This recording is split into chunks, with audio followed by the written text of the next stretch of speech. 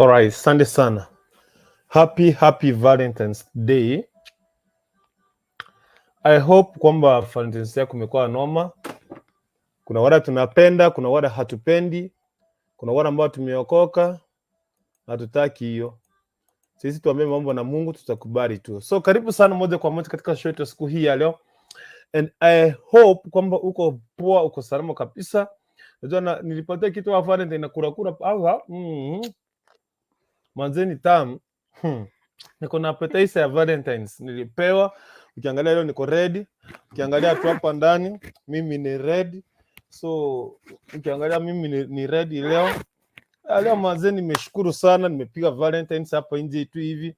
Mpaka nimeleta msweetati wangu. Mnaonaje? I normally tell you kwamba msweetati wangu atakuja siku moja, si ndio? Lakini msijali. So kuna baadhi ya shughuli ambazo tunataka kupiga leo. Happy Valentine's Day. So wherever you are, so karibu sana. Kama haukupelekwa kwa Valentine's, wewe sasa tunasema Yesu ni Bwana, haleluya. Uko na mtu ama upewe, hata huyo naweza kupatia for free. Anu anakuja nikupatia for free. She's in red and she's coming very soon. So happy Valentine's Day wherever you are, karibu sana. Kuna kitu nipewa bwana Valentine's na kula hapa. Ni sweet. Ni sweet sana. Okay, anyway, karibu sana. Take your moment, take your time and just share this link to everybody. Invite your friends. Wale ambao tuko na Valentine's Men's Conference. Ndio mtuambie mlisoma nini? Men's Conference. Mlisoma nini leo? Today mlisoma ni Men's Conference, come here. I tell you kila ambacho tulisoma. Sisi kama Women Conference ilikuwa, I don't know kama ilikuwa. Wale ambao tuko single, tutangangana kuwa tu single tu hivi. Lakini Yesu ni Bwana, siku moja Mungu atatupigania. So by the way, let me just see, kama unatazama kutoka Facebook, just like that page, like it and like our show today. Just share that link and invite more people to come, okay? Habari wako? Sisi hatupangwingwi. Ongeza kelele kidogo. Hebu meza loud speaker kidogo kusikia. Hatupangwingwi. Mmemgeti. Are you getting her? Nakwambia haina mpiga Valentine's leo ambako umeshoka. In my side unaona nimepiga look ya Valentine, sijui kama ni ya Valentine ama ni ya nini. But me I prefer this one, it's okay. What about me? I think uko Valentine, at least umetii. Kofia peke yake today nimetii bana, Kofia imechoma lakini it's okay. Tunaweka chini kama inachoma, msitaki tuungwe. How do you see guys? Today nimekuwa Valentine's. Ingawa tu nilijipeleka mwenyewe, sikuwa na mtu. Nikajipeleka mwenyewe Valentine's, nikarudi mwenyewe. Nikajinunulia maua, nikapewa maua kutoka kwa duka na wakaona kwamba nimepewa. Simunene nilipewa. Ila sikupewa, nienda kwa duka nikanunua, nikapewa tu kwa mkono. So ndio muone kwamba nishapatiwa Valentine's. Anyway, kuja kuchocha watu. Unataka kuchocha watu, ulipewa maua na hukupewa. Sasa ningefanya nini? Nilipewa tu nikanunua kwa duka, nikapewa kwa mkono. Ndio muone nimepewa, ninaponza kwa barabara. Mna huyu. So anyway, I want to wish you the best. Karibu sana ndani ya show. And just take that link and share. Invite more people to come to our show today. And this is Nyapto Dennis. You can call me that's my name. Also you can call me. Kuna kitu na meza hapa, msishangae mbona leo sauti inakoma hivyo. I'm Nyapto Dennis aka Kuntu aka Kurutu aka Kokurikuntu, finally the only man mwenye kuna rangi ya Afrika. Ninja nani ngwate ni raba Afrika rangi baka wana baba mwamu. Lakini sasa wewe ni mzungu wa Afrika. Tutawapaka rangi. Jambo. Usijali. Mambo vipi? Mambo poa. Jina wako ni mgani? Kwa majina naenda kama Melda James. Nimesikia ukisema ma aka. Aka MJ Coco 254. M-A. Wow. MJ, not M-A-A. Naona mwana wakikotoa lietalie buku James. Naona wakikotoa lietalie kutoka save kuna New Testament. Lazima tukue na juu huyo Mungu ndiye ametufikia. Atuneta M-A-A. Kuna kitu ameniletea hapa mazini na nyonya hapa hivi ni ka Valentine's na enjoy. But sasa nitaelimika na share. Uko salama bana. Kuna sauti bana. Watu bana, ushutia watu my friend. Usiogopa watu. Watu usiogopa. Sijawaogopa. Niko sawa kabisa. I think hiyo sauti iko sawa. Kama hawasikii watatuambia hapo kwa comment tuone kama tutaongeza mitambo zingine za kuweka sauti. Exactly. Yeah. So she's MAA MJ. Kontra. Hey. Hey. Mimi nilipelekwa Valentine's, nikajipeleka, nikajinunulia. Ulipelekwa Valentine's? Mimi sikupelekwa, mimi ni kati ya wale wa sio lazima, sio must. Kuna mwingine amepaki kama wewe, angalau unaweza jidandia tu hivi kama wewe tu hivi, sababu sasa wewe mwenyewe upendi hukuenda. Sasa mimi mwenyewe sasa bwana mazee, nimenunua maua, sijui nimenunua maua nini. Maua nimenunua Nairobi, nikaenda kumpatia Kisumu. Sasa si unaona? Okay. Wapo wengi kama mimi I think. Si mimi tu sikupelekwa ama maybe sikupatiwa zawadi yoyote ile. Lakini I believe wapo wengi kama mimi. Maybe tumeshinda kulala kwa nyumba, tunangoja at least hata message tuambiwe happy Valentine Day, but ijaingia. Leo nimepitia simu, nimeona status imo, sioni kama nini. Nimeenda Facebook sijatagiwa, nimeenda WhatsApp sioni, nimeenda IG sioni, nimeenda IG ndio Instagram. Nimeenda Instagram sioni, nimeenda IG sioni. Sasa nimeenda YouTube sioni. So hata anyway, kama wako sijui kama ulienda Valentine's, kama uliwishiwa ama Yesu ni Bwana. So sisi tunasema mimi si niko in red. I recognize the day. Wala ambao si lazima my friend ununulie maua waambie happy Valentine's. Wewe waenda kwa duka, uliza bei ya maua ni ngapi? 100. Nunua maua pepe kwa mkono, anza kutembea. Wataona kwamba umepewa. Na wewe umejinunulia simbo. Lakini ndani yako sasa wanasema kuanzia mwezi huu mpaka ile inaitwa December ama November. Si November? December, November. Sasa watu wataanza kutupatia matokeo. Ya. Wataleta Brian, wengine watatuletea Vochere. Kevo watakuja sasa. So be ready today. Kevin wametengeneza my friend. Na sasa wao vile upend hivi sasa tutapataje akina Kevo? Tutawapata tu when the right time comes. My friend, this is the day. This is the right time. Watu watatengenezea akina Brian, akina Kevo, akina Deno watengenezwe. Kama utapata hata opportunity my friend. Hapa hii siku it doesn't matter kwamba anyway, karibu kwenye show. Karibisha mgeni hapa wetu wa siku hii ya leo. Miss Anu kakupare kana nyonya nini Valentine nimekuona kale kula samahani. So karibu sana, karibisha mgeni feel at home. Tutaenda kudiscuss siku ya leo. Kama ulikuwa single, uliwishiwa Valentine ama Yesu ni Bwana, ulikumbukwa. Kama ukukumbuka ujikumbuka, the first thing wanasema kwamba jipende kwanza, ni mapenzi bana na masensi. Kuna video ina trend saa hii wasichana sana kutoka ni wapi kule, wamepigana juu ya mwanaume my friend, wamepigana leo. Umeona video? Umeona hiyo kitu? Kai, wacha nikuonyeshe. Sija watch. My friend wamepigana. Mwingine kwanza mwawasi. Alikuwa uji. Amevaa vizuri Valentine, lakini ndani hakuna nguo hata moja. Alikuwa ready. Hasa hapa vita kameshikamana. Let me show you. Leo karibu anakuandika comment, inawapatia link mkuje. Mtuambie, watu wamepigana bwana juu ya wafrana tuko wengi. Wafrana tuko wengi. Sasa mnipigania hata mimi ni feel vizuri.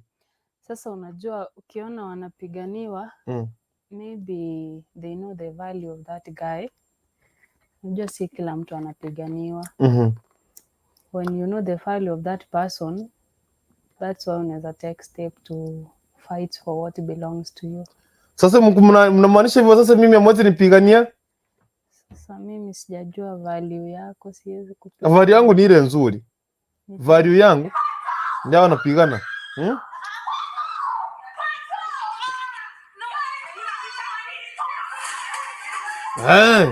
Ilikamatana. Ningekuwa DJ Afro alikosa hapa. Hiyo ni vita ilikuwa, sio kama umeona clip. Unaitambua? Hey. Anyway, karibu sana. Hiyo ndio mambo si. Sasa nyingine ndio hii. Hii sasa ndio alikuwa umeenda wapi? Hii sasa ndio ako uji. Ana huyu hapa. Huyo. Chini pa vita. Na leo ni Valentine's. Watu walikuwa ready kutengeneza kina Brian, wakaanza kupigana. So, karibu sasa kwenye show. Sijui utatuambia ndio tuanze. Ndio nimepiga story sana. Nimetoa kofia. Na niko na kaswiti hapa bana, si tuambie. Haya, tunaweza omba. Naam. Tuamini na tuombe. Mtakatifu Baba ukiwa mahali pa juu mbinguni, tunashukuru umekuwa nasi mchana mzima. Tumezunguka hapa na pale, lakini umeweza kutufikisha jioni ya leo. Tunaomba uweze kutuongoza tunapoenda kuanza hii show, upate kuwa pamoja nazi. Kwa yote tunashukuru. Sina mengi ya kunena, ila tunashukuru katika jina la Yesu Kristo aliye mwombezi wetu nimeomba. Amen. Amen. Amen. Amen. Amen and amen. Karibu sana now. We want to start our show today. Kama wewe uko free, kama uko single, kama Yesu ni Bwana, kuja hapa. So we want to talk today.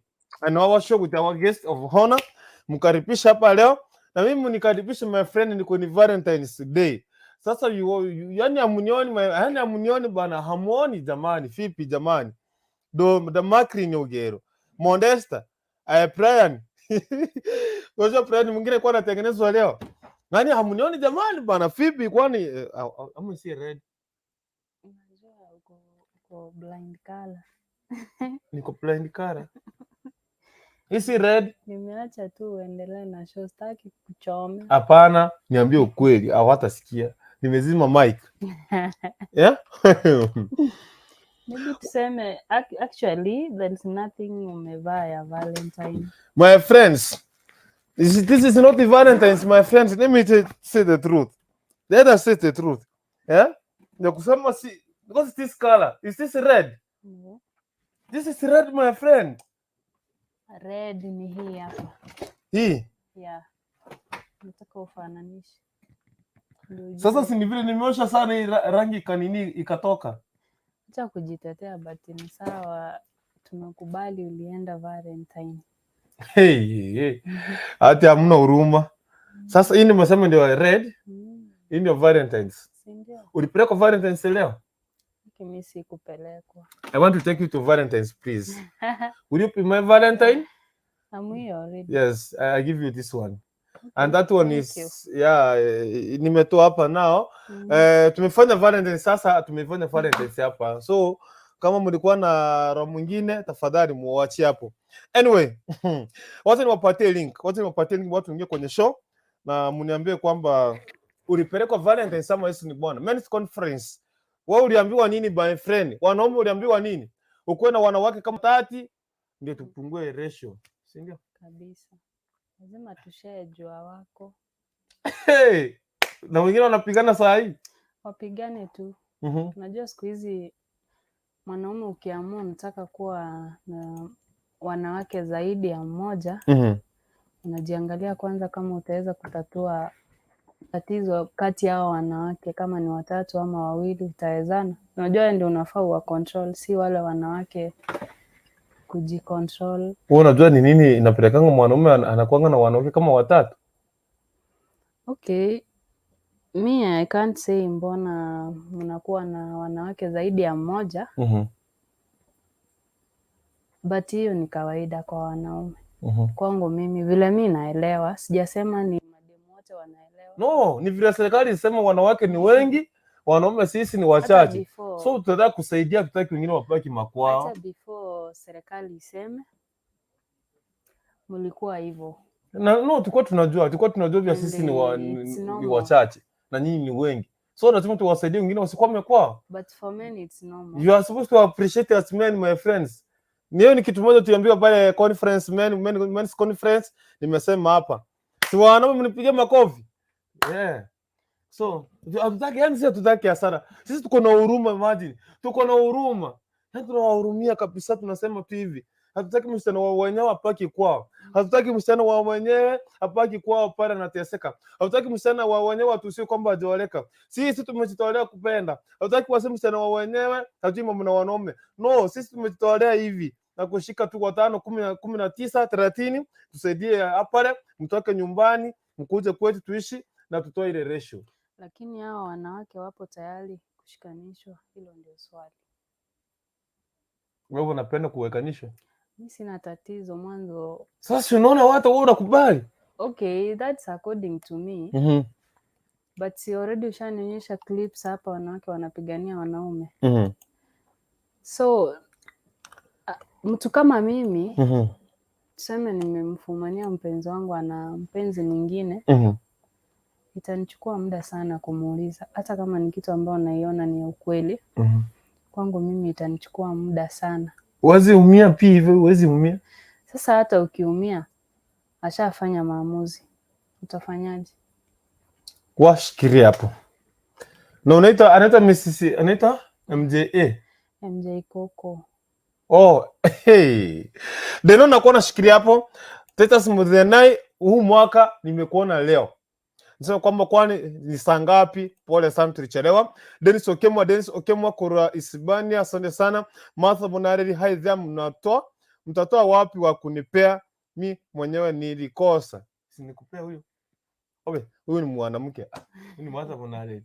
Karibu nikuunganishe. Sasa wewe nimekupatia Bonareli. Mimi nilikuwa naye. Niko hata Mwandesta amekuja hapa. Shikilia hapo. Mwana Manchester from Doha. Niko ndani kabisa. Karibu sana. Msinguzi Ismail. Hello. Karibu sana Brian Magere watching nikiwa Ruiru. Karibu sana. Ruth Wasubori, Yesu ni Bwana milele. Yesu ni Bwana milele. Yeye anasema Yesu ni Bwana, hata mambo nafanya sijui. Hata mimi sitambui. Mbona utambui mafanya? Hii siku tunapendana, mnatengeneza akina Brian, mnatengeneza akina Mike, mnatengeneza akina Deno, akina Bochere, akina Kuamboka, akina Vanis, unatengenezwa leo na tutawapata November.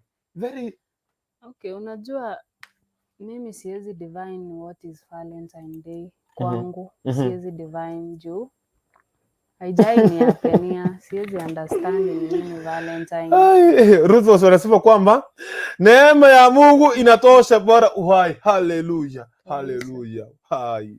Haleluya. Sisi neema ya Bwana inatosha. Mary Mwani tuned in, karibu sana.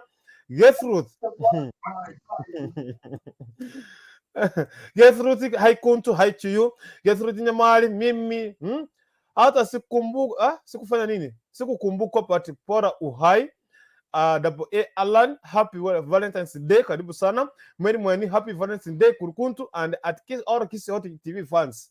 Mwarudi kosia and all Kiss Hot TV fans. Ungenimia mimi peke yangu, waambie mafans wa TV Kiss Hot wote kando, au watu usimwambie ni mwanamke. Mimi peke yangu ni feel. Okay? Nataka kuleta hapa kuna watu washengia, tutaingia kwenye comment. But nataka nisome comment kama 3. Unaweza ona screen hapa? Naweza jaribu kuona. Tuende kwa huyu. Anza na yupi? Huyu hapa. Huyu anasema hey kuntu, happy Valentine's Day. Anaitwa Modesta. Anamuona Modesta Mauti. Imagine ni kuna mtu anatusonja. Endelee tu kutusonja, sisi ndio tuko. Unajua huyu? Imagine Miss Anu anaanza kuniandikia comment ati naona kazi safi. Mwambie ametukosea lakini ni sawa tu. Simuite gunia hata sikia. Wewe ni gunia hata. Hey, mtusiwa gunia my friend.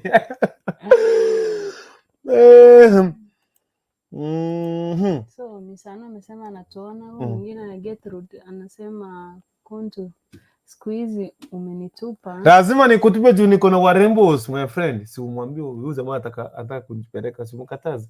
Siku hizi unajua nikupigania mali unaweza unapita naye. Asnath, hello, karibu sana. Dr. Oirere, I was at men's conference meeting led by our airport choir master, keyboard party Nyariba Church was poorly represented from Machoge Burabu well for training stingy men association. Lazima tukue stingy, hatutaki ku. Asnath Simba, Yesu ni Bwana, haleluya. Hallelujah, hallelujah, hallelujah. Pren mogere ha. Monesa mauti ga kia kukurikuntu bwa ki bwairira buyabo. Bwairira bobe. Wait a bobe nane bo to go to iri. Tit in from chiware the makrinogero. Dabo Alan amen. The makrinogero na wasalimu hamjamboni. Hatujambo sana. Elizabeth Igoro, happy Valentine's Day. The Makrin Ogaro, amen. The Makrin Ogero, happy Valentine's Day. Watu wamepatiwa moa pale. The only at home Michael. The only at home Michael. Happy Valentine's Day. Asante sana brother. I don't know if it's a brother. The Makrin Ogero. Okay. Mimi nilijua nami nikajana. Raha nichipe mwenyewe. Oh, Yesu ni Bwana. Yesu ni Bwana. Timu Yesu ni Bwana. Mikono juu. Timu Yesu ni Bwana. Haleluya. Singiura. Na uitaka hata wewe kwa sasa hata unasema singo na mimi niko hapa. Mbona niitiria huko si wangu? Nda itera bosi lakini ngo kwana torma yezi kamera seboni gaye amen. Hey. Wa Mwandesta mauti wewe kukurikuntu wache kupea wanaume vichwa ngumu. No. Men's conference. If you are capable to pick 23 and 30 women, take it and be stingy. Yeah? Musipiane Pistingy Association. Anaitwa the Makri Nogero, ila mimi flowers nilijua nyuki but M-Pesa locked. Ala. By the way, wale kama umejua umeniambia happy Valentine's Day, tafadhali M-Pesa yangu inafanya kazi. Si haijafunga si ndio? Haijafunga inafanya kazi. M-Pesa yangu inafanyanga 24/7. Hata ukijaribu kutuma pesa sasa hata 10,000. Wewe jaribu uone tu. Itaingia. Nani anajaribu? Wanaume nyinyi tukae kando tuambie tukae stingy kidogo. Ile time ya makrashi kukuprofia sasa.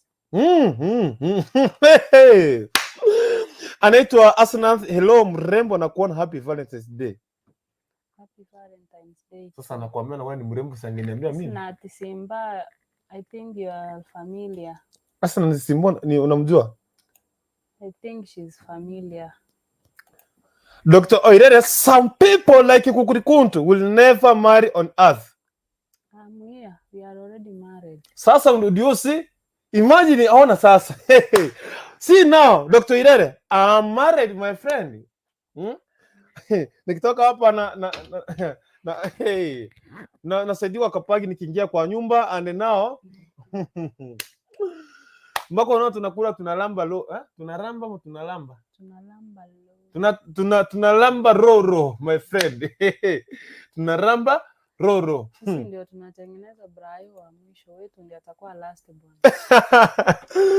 Damakini Ogero.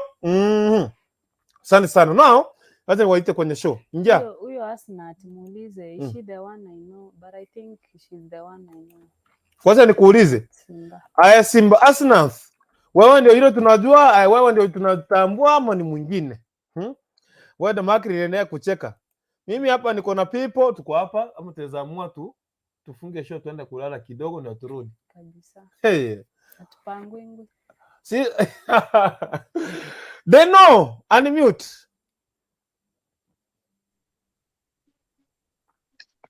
Kungurukutu, mambo vipi bwana? Mambo poa my friend. How are you? Poa kabisa. Salimia udemu kunaye bwana. Sema salimia pipi wako si mrembo hapo nao sasa unamwaga unga. Naambia rudia statement vizuri. They know.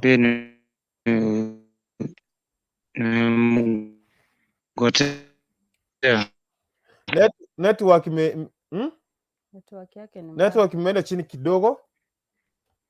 Atukupati. They know. Umesalimika.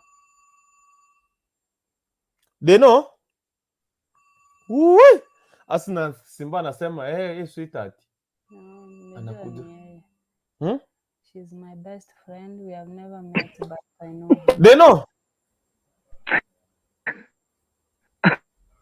They know. They know. They know anacheka. They know mpepe wa. Unamwaga sasa. Unanipata? Nakusikia kunkurukutu. Sasa wewe karibu sana, sasa usalimie bibi yangu hapa. Itakuwa noma sana. Mwambie nimemgotea mimi hapa kutoka Isibani huku, mwambie nimemgotea tu. Deno amekusalimia. Deno kama Deno jina wangu ako Hispania amekusalimia. Nimesalimika pia. Ameitika? Sasa karibisha wengine, mimi ndio tuendelee ndio wote tujue nini tunaongelea leo. Sawa sawa. Kemunto Mondesta.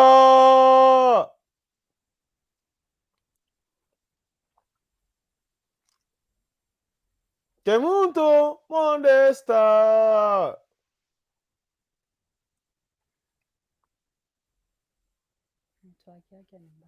Mondesta mauti.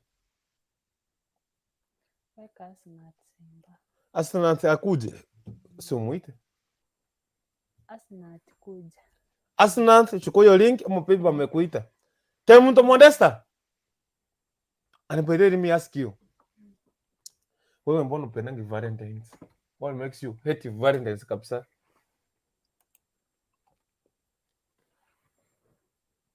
Okay, kitu ambayo inafanya mimi nichukie Valentine, sijaipelekwa. Achia hapo. Kwanza sijaipelekwa. Achia hapo, simuonga, achia hapo tafadhali. Unajua sasa watajua wewe si wangu. Sasa unaweza kusema sije kupeleka na leo tulienda.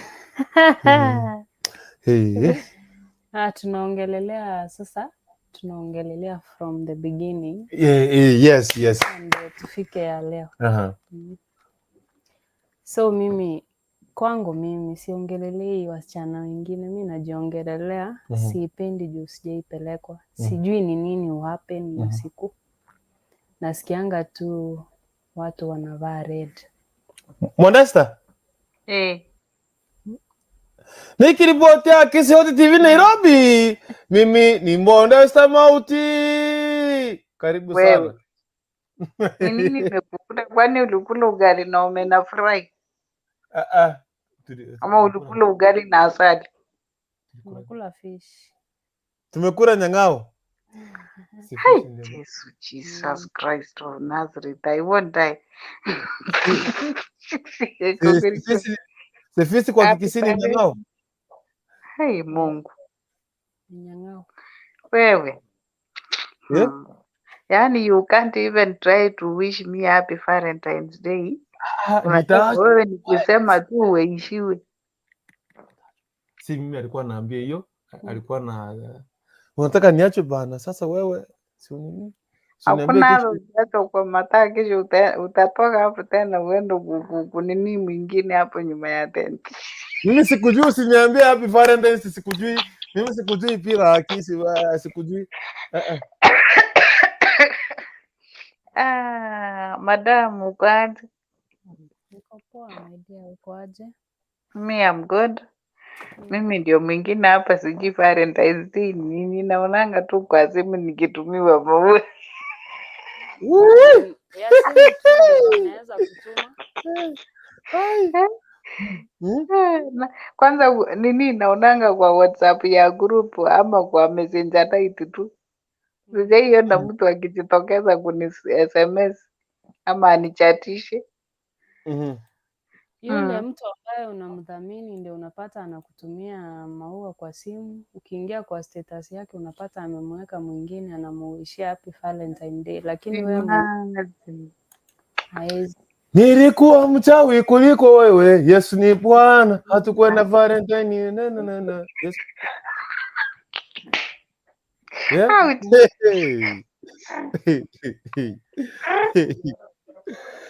Hey, Mondesta.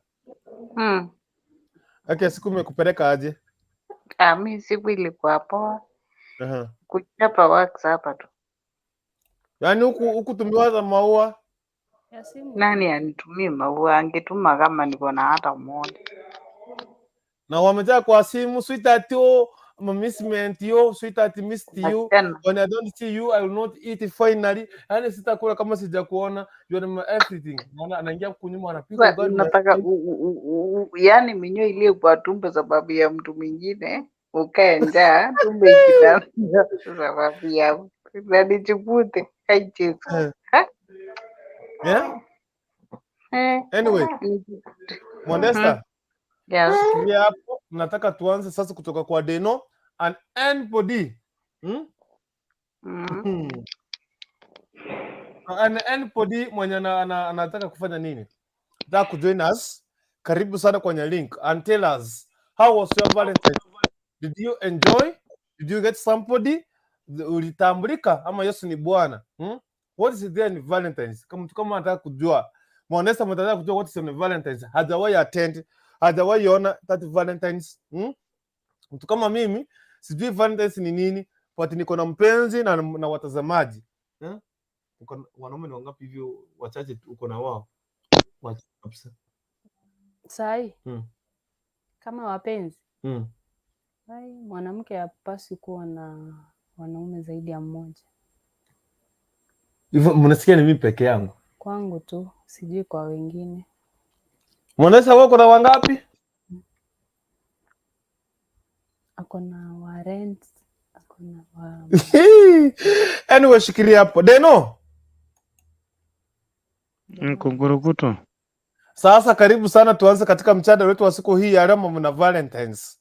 Wewe unajua Valentine's ni nini? Ushai attend? Ama Yesu ni Bwana? Bro, acha nikwambie Kungurukuto, acha nikwambie. Hii kitu ni kitu hatari sana. Mimi hata nimewahi attend mara moja tu, yani hata sitamani tena irudia hata siku moja. Ni bora tu nione venye niliona tu siku ya roho venye imeenda hivyo na ikaisha hivyo tu, iwe kama siku ingine. Sitamani kabisa. Imewahi nitokea hata mpaka mwaka jana mpaka nikajiuliza mbona nimekuja kujikuta katika kasifa kama hii. Yani hata sitamani kabisa tena hiyo kitu kama hii jirudie. What happened? Usinifanye niogope na nikotukua nafaa kwenda Valentine. What happened? Bro, Kungurukutu. Hiyo kitu ambayo kilitokea bro. Yani hata siwezi sema, yani hata mimi hata mpaka nilifika tu nikaogopa tu hivyo, na hata sitamani sitamani hivyo tu, yani hata sitamani kabisa. Unajua you make us feel coward. You make us feel ng'ombe. Si coward ni ng'ombe kwa Kiswahili ni ng'ombe. Cow. You make us feel it ng'ombe, yani we fear. Yani be open. Unajua mimi leo nimepata mpenzi na ndio tuko hapa leo. Tumepatana hatujai attend this Valentine's. You know? We here. Kungurukutu, hata nikwambie ukweli bro. Mimi hiyo siku nakumbuka ilikuwa mwaka jana. Nikaamua nikatoka Hispania. Nikaenda mpaka sehemu tuliyokuwa tumefanya nini? Tumesema to stay labda kama siku 3 siku 4. Nikamtumia nauli akatoka kutoka Western. Anasoma huko akakuja mpaka mahali tulikotoa, tumesema tukutane Kisii hapo tu. Bro, yale mambo niliona kwenye kichwa yangu hiyo siku ilikuwa sijui. Tena nilikuwa nafikiri siku kama hizi ilikuwa bro. Yale mambo niliona kwenye kichwa yangu, kwenye uso wangu Kukurukutu, ilibidi nichukie hata staki. Na bidii hiyo mambo yalisababisha mpaka tukachukiana. Tulitoka Kisii tukiwa tumechukiana. Tulienda tukiwa sawa, lakini tukatoka tukiwa tumechukiana. Tukamaliza kama I think kama 3 months hatuongeleshani kabisa, tumechukiana. Ndio tena tukakuja, yani vitu kama hiyo hata sitamani kabisa tena, eti ni heri tu tukutane labda siku za kawaida hivi. Kuna kitu unatuepa kidogo hapa hivi. What happened? Yani mlichukiana tu hivi mkaangaliana, hatuangalie tuanze kuchukiana. Kukurukutu bro, sikiliza nikwambie, kweli wewe umewahi jikuta ukajikuta kweli unakuwa kama mtumwa kwenye mapenzi? Kama yeah. Unajikuta unapata kumbe wewe unataka kukua tu kama mswagaji tu, unataka kulazimisha ng'ombe ilime, na hiyo ng'ombe unapata imechoka hata itaki kulima. Mimi juzi kuna mmoja bro kungurukutu yangote hivi ndio, yani hata nilichukia tu sana.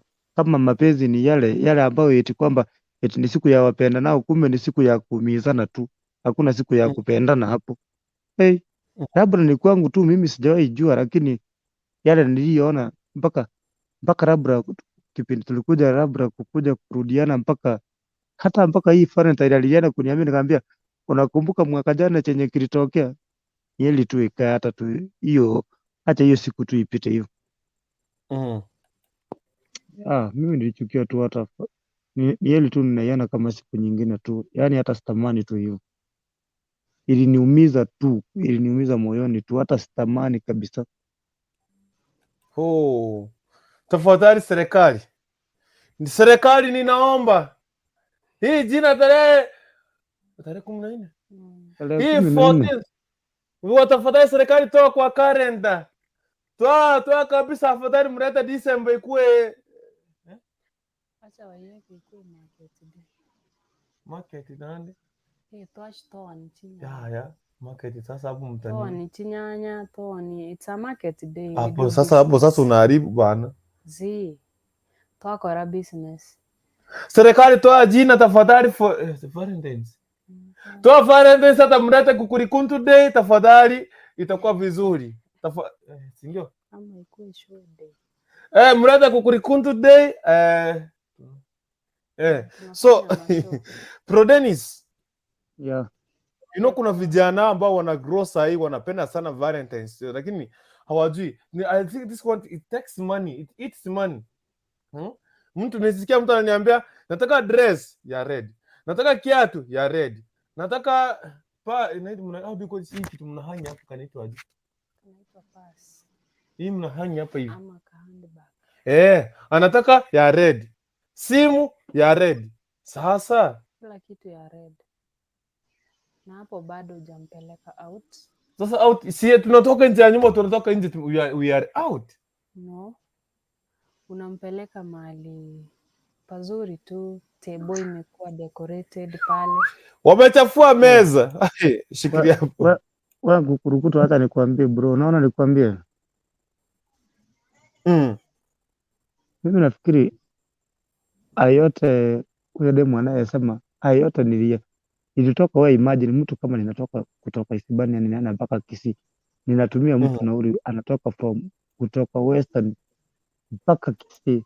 Tunakuja labda tunasema hata labda mimi hiyo siku unajua, na hiyo kwanza hata ndio yani ni short apeani katiba, yani ni short hii kazi yake katiba alikuwa anapatiana, si kwamba apatiane katiba alipatiana, lakini inaumia. Unajua kuna mambo yale mtu labda unaweza pata yale mambo unapata bado yanakuumiza, mtu anakufanyia tu ile vitu mpaka unapata mpaka unajutia kweli, mbona nimejipata katika mambo kama haya. Sasa bro, nilipitia kwa ule muda tu mpaka hata nikajiuliza nimekuja hapa, imagine kwanza nimewesti doo zangu kama more than 40,000, lakini bado ni maumivu chungu mzima. Nilichukia hivyo tu. Anakaa mtoto anaona kaanguo tu hivi, baby sweetie, maana ameshachukua. Kuna nishepeleka mtu mwingine siku za nyuma before ni kuona.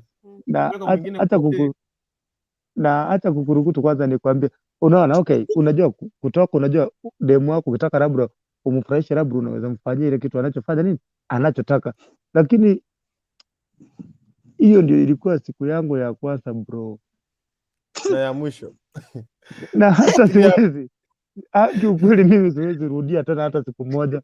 Ni heli tu ilikuwa siku ya kwanza na ilikuwa siku ya mwisho tena. Fikiri hapo nakuja kwako. Denu, nani anacheka hapo? Denu, kuna nani? Hakuna, labda kuna mwenye anayecheka hapo. yuko online It's okay. yangu. Hold on. Huyu ni babu mkubwa. Anyway, Omar. Naam, Mambo vipi? mara yangu ya kwanza kuingia channel. Karibu sana ndani ya Kisi Hot TV. Unajua channel yangu nimeshazoea ile ingine inaitwa Mutembei ya siasa. Yeah. Sasa leo nimesema acha nikuje kuwa join hii yenyu nisikie mada ni mada gani. Nashukuru sana, karibu sana ndani ya Kisi Hot TV. Kisi. Sasa leo sikujua ni mada gani, ni mada ya mapenzi ama leo ni wanasema siku ya wapenda nao, sijui kama wewe ulikuwa na mtu ama Yesu ni Bwana. Kitu ya kwanza kuhusu sisi aswa Waislamu hatufuatiliangi maneno. Yes. Kwa sababu dini inasema wakati ulizaliwa, yes, ulikuwa unapenda kila mtu. Kwanza unaanza kupenda Mwenyezi Mungu, unakuja kwa mzazi, na unakuja kwa mke wako halali. Sasa mapenzi imeanza zamani, imeanza kitambo, lakini sasa hii wazungu walileta hii mambo. Ati sijui utapelekea mtu maua ndio aamini unampenda zaidi. Ni mambo katika sisi wa Afrika. Ukiangalia ndugu yangu, mtu akikuwa mtu mzima na akili yake, hii mambo ya maua ni kupotezeana wakati. No. Ukitaka kujua mtu mzima ule ana focus life, utapata ako na mambo hii tunaiona saa hii, sijui siku ya kupenda nao. Kweli hiyo siku ingine mlikuwa mpendani? Wauliza hapa, wako hapa. Sikia. Kwangu mimi siwezi mjibu hilo swali, maana yake sijaipeleka. Kusema ukweli, naam. Yes, Omar, tuendelee kidogo. Kusema ukweli, sijui kama Ukristo inakubali mambo kama hii. Hapa nao mimi Mkristo bwana, lakini hapa sijai, na mimi nimezani naona Valentine'S watu. Kwa sababu katika Biblia nimesoma mimi kabla nikuwe Muislamu nilikuwa Mkristo.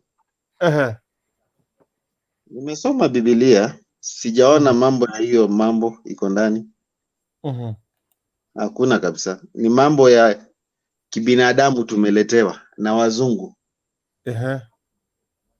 Sasa inapotoza watu sana, inapotoza watu. Ukienda town unaweza kushangaa mtu mzima badala zile mavitu ananunua wakati wa sasa, utapata inamcost karibu 10,000. Yeah. Na hiyo 10,000 ndugu yangu, vile saa hii maisha imekuwa okay. Nasema kuna wale wako nao, lakini sasa wale wako nao wamejaliwa, wana pesa. Hiyo pesa ungechukua, ungekuwa unasaidia maskini, ungesaidia. Kuna watu wana shida saa hii. Lakini mtu utapata, kuna mtu tajiri mmoja rafiki yangu, maua ananunua karibu 10,000. Maua tu. Sasa mimi nikamuuliza hii maua ni ya dhahabu ama ni ya sielewi. Zile mavitu ananunua anapelekea mke wake ni karibu, mtu inamcost karibu 20,000. Sasa nikamuuliza, mtu kufanya hii yote kumfurahisha binadamu, ungechukua hii pesa ungekuwa unasaidia kuna charities hawa maskini children home wapi, na ungekuwa unasaidia watu, lakini ndugu yangu, tumefungwa macho. Hii mambo ya wazungu wameleta, mtu hana pesa lakini lazima akope pesa pahali afanye hiyo mambo, amfurahishe mpenzi wake. Hatujakataa kumfurahisha mpenzi wako, lakini ikuwe ni mpenzi wako wa maisha, si wale ati leo sasa imetokezea ndio unamfurahisha. Hiyo siku ingine wakati umeanzana naye maisha ulikuwa umfurahishi. Si mapenzi iko kila wakati na ni maisha. Sasa ni kitu haingii kwa akili, ndugu yangu. Binadamu, hasa ule binadamu ako na akili yake kamili, utapata mambo hii haiza kafanya. Naam. Hiyo ndio maoni nilikuwa nayo. Asante, shikilia. Kama kuna mtu akona swali atakuuliza, shikilia papo hapo. Umesikia? Kumbe watoto ndio wanakimbia Valentine's. Maji, ukisikia from the story of Omar, nasikize na vile Dena alikuwa anaeleza. Dena anasema kwamba alispend pesa mingi. Unasikia Omar amesema kwamba hamna kitu kama hiyo. Hiyo kitu ya kuwestisha pesa na mtakusiria zaweza akaingia hapo. Kwangu mimi na prefer Valentine ingekuwa ya wale watu wamekaa maybe kwa mahusiano kwa muda mrefu, ama wamekaa kwa ndoa zaidi ya miaka 20 bila hata kudivorce, miaka 10, miaka 15, yani wamefumiliana. Valentine ingekuwa yao. Sasa hao wangekuwa wazazi wetu sasa. Wangekuwa sasa hivi ni watu kama tuseme wazazi wetu. Manake wazazi wetu kwa nyakati zao walifumilia sana ndoa zao. Sasa hao ni watu ambao tunafaa kucelebrate during Valentine Day. Unajua sasa ndio sasa watu wanaanza kutengeneza watoto. This is the day. Wacha nipitie comment mbili hapa nikuje kwako. I'm coming back to you. Asnath, yeah, sweetheart. Asnath Simba ga sweetheart niko pedi anasema kwa kitanda hizo ingia live. Asnath Simba ujarudi job sweetheart. Simwambie kwa hapa. Bado sijarudi, nataka kuolewa sasa. Usimwage unga bana, ulikuwa tumesema nimekuoa, sasa si unamwona nimeolewa. Sema hivyo. Na kwa Sata TV watching live from nikiwa Nyakwa Nyagisi. Sana Asnath anasema kwamba Valentine's Day haiko kwa pipe please, haiko. Pro Asiago Sounds anasema kwamba greetings everyone, asante sana. Jared Pipes z as well as spend story my Valentine is my it's my what? Mwaka 2 pairs period. By the way, Valentine ilikuwa kitambo, trust you me. Kuna wase hawana copy eti today was love was kitambo. People are busy looking for cash eti Valentine. Haki ya Mungu. Wengi hawana copy. Good night. Anasema Valentine ilikuwa kitambo. Those people unasema kwa Valentine or whatever, nyinyi ni watoto. Wamesema hizo ndizo upendo, si ndio? Actually, Valentine is not meant for young people. Ni ile tu tunajaribu ku complicate issues. Asnath anasema kwamba haikubali, nikubali nini? Omar, nakubaliana na wewe kabisa. Umeshapongezwa Omar hapa nje. Watu wamekupongeza zaidi. Sasa mimi tunaenda Valentine sasa. Mniruhusu nitoe hii nguo si ya Valentine tafadhali. Hii ni nguo ya kanisa, nilipata tu nimevaa leo. Si ya Valentine ndio. Hii si red. So hii si red tafadhali. So msiseme hii si red. Si mnaona anavanga hivi kila siku. Anyway, Modesta before niende kwa geti. Modesta kemuntu mauti. Mwana baba Girango. Jambo.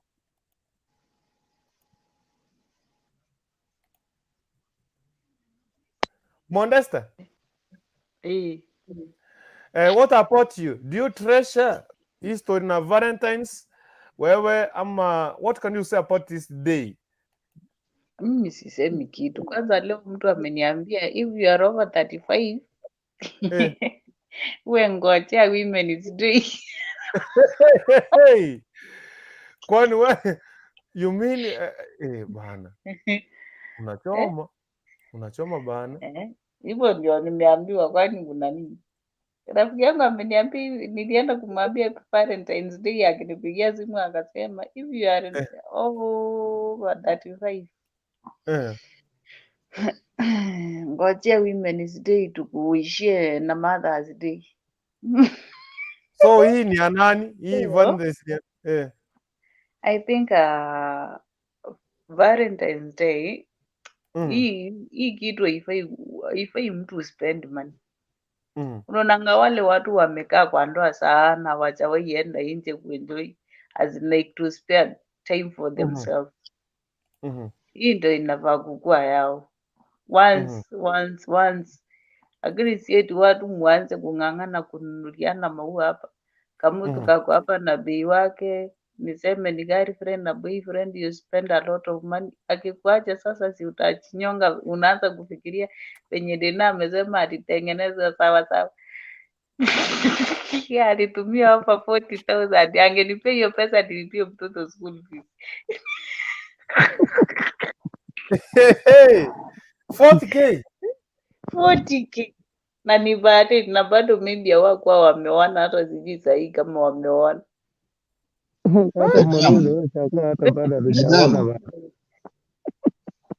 Dadangu, Yeah. nilikuwa nataka kumuuliza kidogo swali dadangu. Hapo nakupongeza sana kwa sababu ukiangalia watu wamechoka. Kwanza hizi mavitu haziko kwa Afrika. Waafrika hii si culture yao. Sisi ni copyright. Tuna copyright. Kwa sababu can you imagine uchukue maua alafu upelekee mama yako mtu mzima amezeeka, uko mzee. Atakwambia badala uniletee sukuma wiki unaniletea maua, nifanyie nini? Ama leso, si uchukue blanket. Ama uniletee nyama hiyo mavitu zote umenunua hapo, ununulie mbuzi. Niweke tu hapa. Niweke kwa fridge, si nitashukuru. Sasa hizi mavitu nitafanyia nini? Imagine mama mzima akwambie kitu kama hiyo. Utaona hata wewe ile mavitu umefanya yani aibu. Maisha inasumbua watu, alafu mtu anachukua pesa vile unasema 40,000 anaharibu hiyo pesa. Sungekuwa unasaidia watu. Kuna watu hata maskini marenti yao hawajalipa, hawajui watafukuzwa lini kwa marenti. Hata si mambo na rent, angechukua nunue tu unga kilo mbili. Kuna wale wanalala njaa, hawajui leo ama kesho atakula nini. Omar. Hata kukurukuta niulize Omar. Unajua kila kitu kinakuja na wakati wake. Hiyo kipindi unajua kitu kitaelekea kwanza, labda ndio kujifunza. Labda unajua mimi hiyo kitu kilitendeka na nikajifunza, unaona? Sasa ndio maana hii siku ninaiona tu kama siku nyingine. Hata mtu hawezi niambia eti leo fanya hivi. Hata siwezi. Hakuna kitu kama hicho. Nilijifunza. Yes. So unajua shida ndugu yangu kidogo uendelee, sitaki kukatizia. Tumekuja kuharibiwa na wazungu akili, yani tunafata tabia ya kimagharibi. Tabia ya kimagharibi yani ni ile umeshasikia ile nyimbo unaambiwa we moja wa kondo, yani uingie hiyo line tu, yani ukiambiwa fanya hivi ufanye, ukiambiwa ruka mzima. Yani Waafrika tumeshakuwa tunatumiwa mavitu. Hata we mwenyewe ukiangalia utapata hiyo kitu hata haiko katika culture sisi Waafrika, hata katika dini haiko. Mtu anafanya tu, ukimuuliza anafanya kwa sababu gani, hawezi akakwambia. hata hawezi hata kukuambia kabisa, lakini Omari, unajua yote 10, unajua kile kitu, unajua kikikuja na kinakuja labda na funzo yake, unaona. Kabla hiyo kitu mimi kilitendeka na ilikuwa mara ya kwanza na itakuwa sasa, hauwezi niambia tena kitu kama hiyo kufanya nini tena kitokea kwangu, yani hakiwezi. Kilikuja na kikanifunza tu hivyo. Ikakufunza adabu ya mwaka. Sasa ukiambia msichana mdogo ama kijana mdogo ati wachana na hiyo kitu, nakwambia mtakosana. Kwanza ni matusi.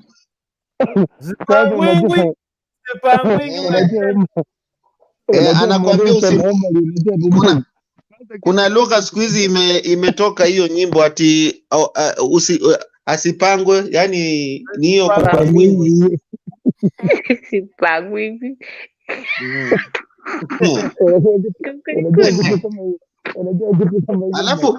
Alafu maajabu, dada yangu na ndugu yangu, mtu anatumia expense, maybe ametumia kitu kama 10,000, hana pesa, ni mtu amecharara, lakini amejaribu kukopa hiyo pesa, yani ni hilo tu kujionyesha amfurahishe. Lakini sasa amesahau ya kesho, ataanza kukimbizana na ule amemdai hiyo pesa. Ajui ya kesho itakuwa aje. Hiyo ndio shida yetu sisi wa Afrika.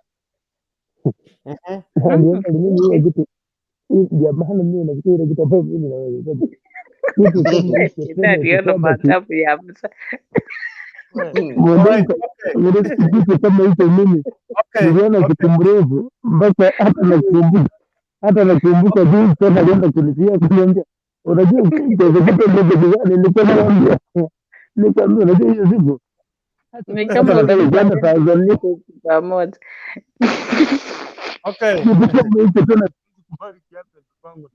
hata siku moja. Acha nikaribisha hawa ndio tuendelee. Kuna watu sijakaribisha hapa kama babu mkubwa, tafadhali tusemee tuendelee kwa pamoja. Patinaona hapa Jared pro Asiago nilikuwa nimesoma. Jared Pep sasa kama nilikuwa nimesoma Arsenal Simba nilikuwa nimesoma. Anasema kwamba bye guys, love you so much. Wacha ni dos gaike sana sana. Nyat Carriers anasema kwamba this idea of wanawake demanding or competing for flowers and other gifts, we have been spoiled and intoxicated with Western culture. Wacheni mbwakini wanawake Modesta, she's a queen. Huyo hataki hizo vitu. Wao uko sawa. Kwani unaona Modesta ndiye anataka wana huyu. Nenda. Ongoza Women's Day wewe na Mother's Day. Babu mkubwa.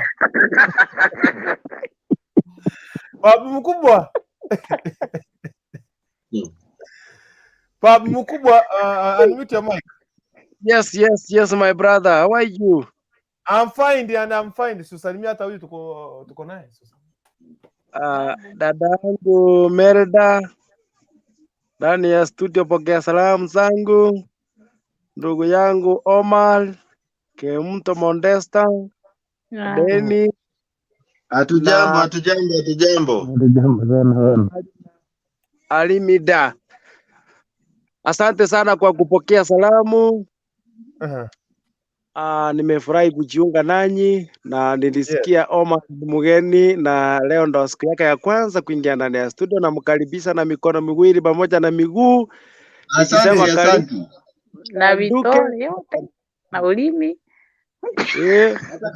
Nataka channel ipambe moto kama ya Mtembei, watu wakuwe wengi, tukue washabiki wengi.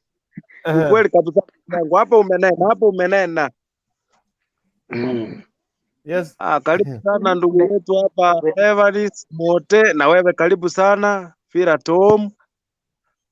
Sasa kurukuntu. Yes. Mimi nilikuwa nasema hivi. Yeah. Mapenzi ni sukari. Lakini usipoyaendea venye anataka yatakuwa chumvi. Mbona mimi kasema hivyo? Hii siku ya Valentine Hii ni ngumu sana. Valentine hiki ni kitu kilikuja na wasungu. Sasa wasungu kuweka wakaliita Valentine sababu wao wanapendanga mapenzi sana. Penye waliweka kwa hii kalenda, sasa hii imekuja kwetu hapa Afrika. Unajua wasungu nao wanaelewa hii siku, lakini sisi hatujaielewa sana. Number one, you can spend on this day. Nayo wacha niseme hivi. Ukijua venye unalitumikia hili siku unaweza survive vizuri. Lakini kama hautajua ndugu yangu utaspend, you will spend na wewe mwenyewe utarudi kulia. Siku hizi kuna wanawake wanachukuanga maboido kwa Valentine Day. Kuna wale wanawake ambao wanaweza kukuchukua out, akununulia maua, akupange. Kama mimi leo nashukuru, mmoja nilipata akaninunulia maua, alafu akanialika, alinichukua kule Mombasa, nikaingia beach, akanilipia, tukajienjoy mosmos. So amenirudisha, sasa ndo nimefika kwa nyumba. Nashukuru sana sababu mimi mwenyewe sikuwa najua nitaenda wapi. Mimi nimenunuliwa maua, nimepambwa vizuri. So mimi ningependa ikiwa kuna mwanamke ako na pesa kushinda mwanaume, na wewe na ikiwa kuna mwanaume ako na pesa na anataka kufurahisha mwanamke wake, na wewe mfurahishe kidogo, si kwa upaya kufurahishana. Unajua life ya siku hizi imekuwa kidogo. Wanaume tunakontroliwa kama remote. Life imekuwa kidogo. Life ya siku hizi usipojienjoy saa hii utajienjoy lini? So mimi napongeza Valentine, wote niendelee tujienjoy. Kama mimi nashukuru yule boido wangu Madam Jane hata kunichukua out leo, nimejienjoy yake ya Mungu. Sijawahi enda Valentine, leo ndio siku yangu ya kwanza. Nizaliwe mpaka leo. Naenda mwaka ujao. Na ameninunulia kitu mzuri. Sasa sikuwa na kadi ya kununuliwa kitu kubwa, lakini kila ameninunulia nimekubali, na nimesema Valentine sio mbaya, inategemea jinsi wewe umejipanga. Usipojipanga vizuri itakupanga, lakini ukijipanga haitakupanga. Sasa anaishi wapi hiyo pia, kama anaweza nipeleka? Wewe sikupeleka sababu ni wangu. Tafute wako.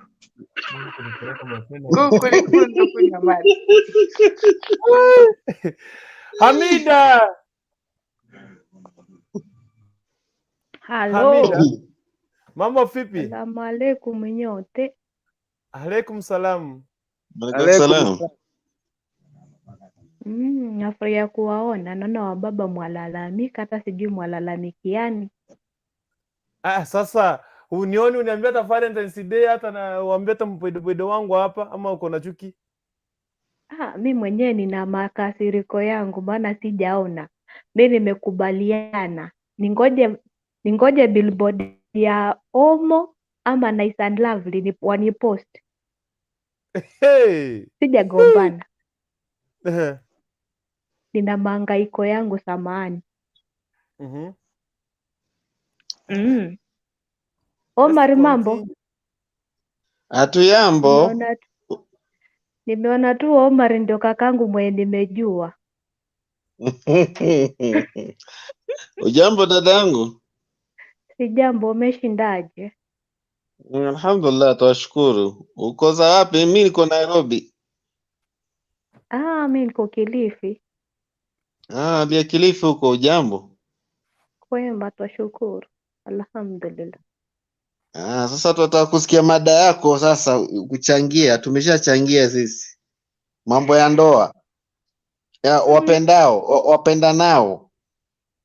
Mimi wacha kwanza niongee. Mimi kitu cha kwanza mapenzi kwa wapendanao ni Valentine huwa ni kila siku. Kwa hii siku ndo ukapea mume wako pressure ama bibi yako pressure bure. Hii Valentine imewekwa kwa wale mwenye mapenzi imelegea ndio mspice up. Lakini kwa watu wenye mnapendana sioni mbona muhangaika. Maana Valentine ni kila siku. Mume aingia kwa nyumba kama amekubebea ka chocolate ni hivyo hivyo, shukuru alhamdulillah. Mume wako mwanamke kama umeona mume wako wampenda, waridi hata lile limepanda kule nje, wachunchuma wapeana free gift. Si eti imefikia siku ya leo ndio mwanza kupeana pressure. Eti kama unipei sijui kitu fulani, mimi na wewe tuanuniana kwa nyumba. Hamjambo, salamu alaikum. Nataka talaka. Hiyo si jambo la kupanini pressure mwanaume. Hiyo ndio nimesema imewekwa kwa wale wenye wamechoka ndio wa spice up. At least hii walete pamoja. Kuna kule mwenye watu wamekaa kwa ndoa. Ndoa za chosha, ni ukweli za choza, zinataka uvumilivu. Na kama una pesa umempeleka mume wako pale out, usikuje kusema sijui wewe mwanaume mimi ndio nilikushughulikia. Hamna haja ya kuaibishana jamani. Mambo ni mapenzi siri siri. Siri zenu za nyumba mzieke pale. Asa kama mie wacha kwanza niongee kama Halima, mie mwenye naongoja billboard zao mwezi post. Hii siku ndio ile sasa utajua ulikuwa wa baridi ama ulikuwa ua waridi. Mwanaume kama wapenda mwanamke ama unapenda mpenzi wako, hii ni siku ya kumuonyesha mapenzi yenu ya dhati, tumpeleka pale au tumjifinjari vizuri, ndio hata mimi nifurahie nina boyfriend. Si kitu kingine tu. Si tumia pesa. Asa una pesa, unajua mwanaume kama hii siku kama hujahangaika juu ya bibi yako, jua hauko ready. Kuna mwenye unahangaika naye, wanadada. Kama leo kutumiwa maua, hakukuambia hata kwa text juu Valentine venye anakupenda, jua kuna mwenye aliambiwa wewe ni wa baridi, si wa waridi. Kai. Ubambane kuanzia leo ndio umejua mtu wa aina gani uko na yeye. Usipimana hapa kwa kibaridi. Mpo. Na mtu asije akakuambia sijui nilikuwa nimesahau. Aje sahau. Ulikuwa mpango wake wa kuokolea. Tubambane na hali zetu.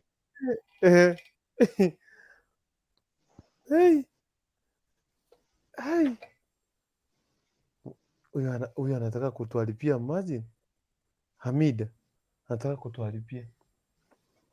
Niko sawa. Mmesikia? Anyway, Evans Monte ndio tuanze tena kurudi juu kutoka kwake Omar. Nimemeza kwake Monte. Yes. Mambo vipi? Poa sana. Siku mmekupeleka aje? Mpeleka poa. Nimefurahia kuwaona. Karibu sana, nafasi ni yako. Mimi leo sijadanganya msichana wa mtu. Happy Valentine. Kai. By the way, sijadanganya mtoto wa mtu leo. Naona tu kwa social media. Uko na mpenzi? Nilikuwa naye, tuliachana January last year.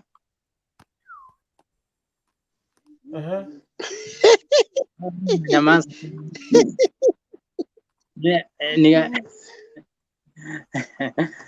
So mimi na nyamaza. Ndo na recap.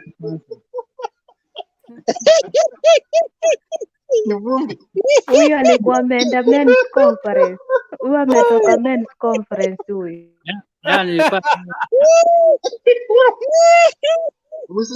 Msicheke, ni musiba hiyo, musiba. Tusicheke masaibu ya mtu, pia tunampatia kinyongo.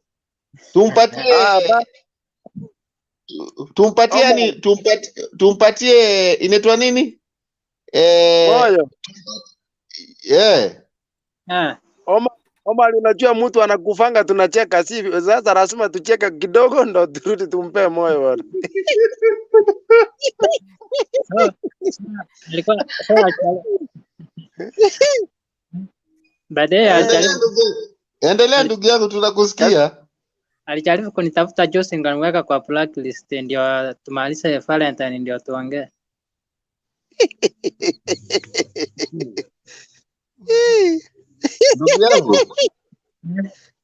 Ndugu yangu,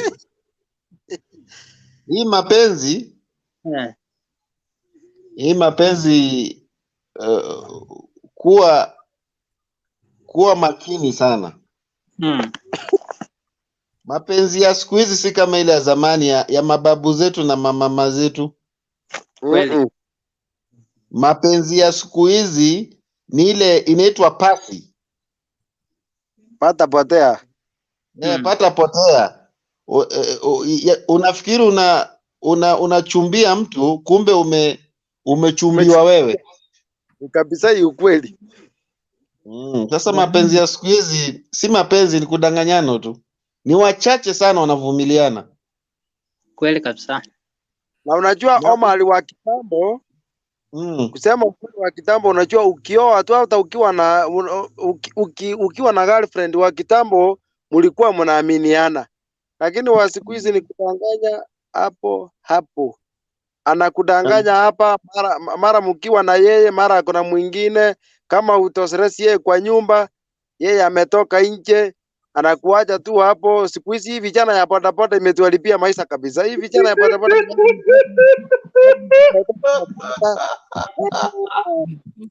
we babu. Kwa nini mnazingizia watu wa bodaboda? Naona watu wa bodaboda wanazingiziwa sana. Ngoja. Babu. Hivi. Halima sema. Halima endelea.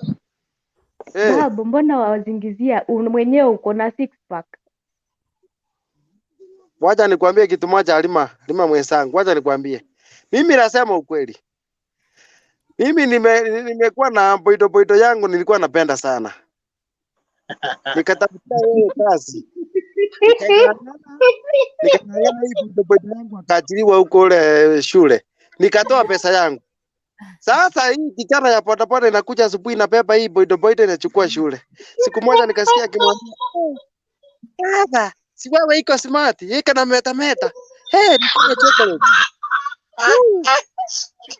Haya, akimpigia simu, "Kesho ni saa ngapi?" "Kesho ni saa 12 shule." Siku ingine mara hiyo ndio wale wamemaliza. Mpaka unajua karibu ni shida.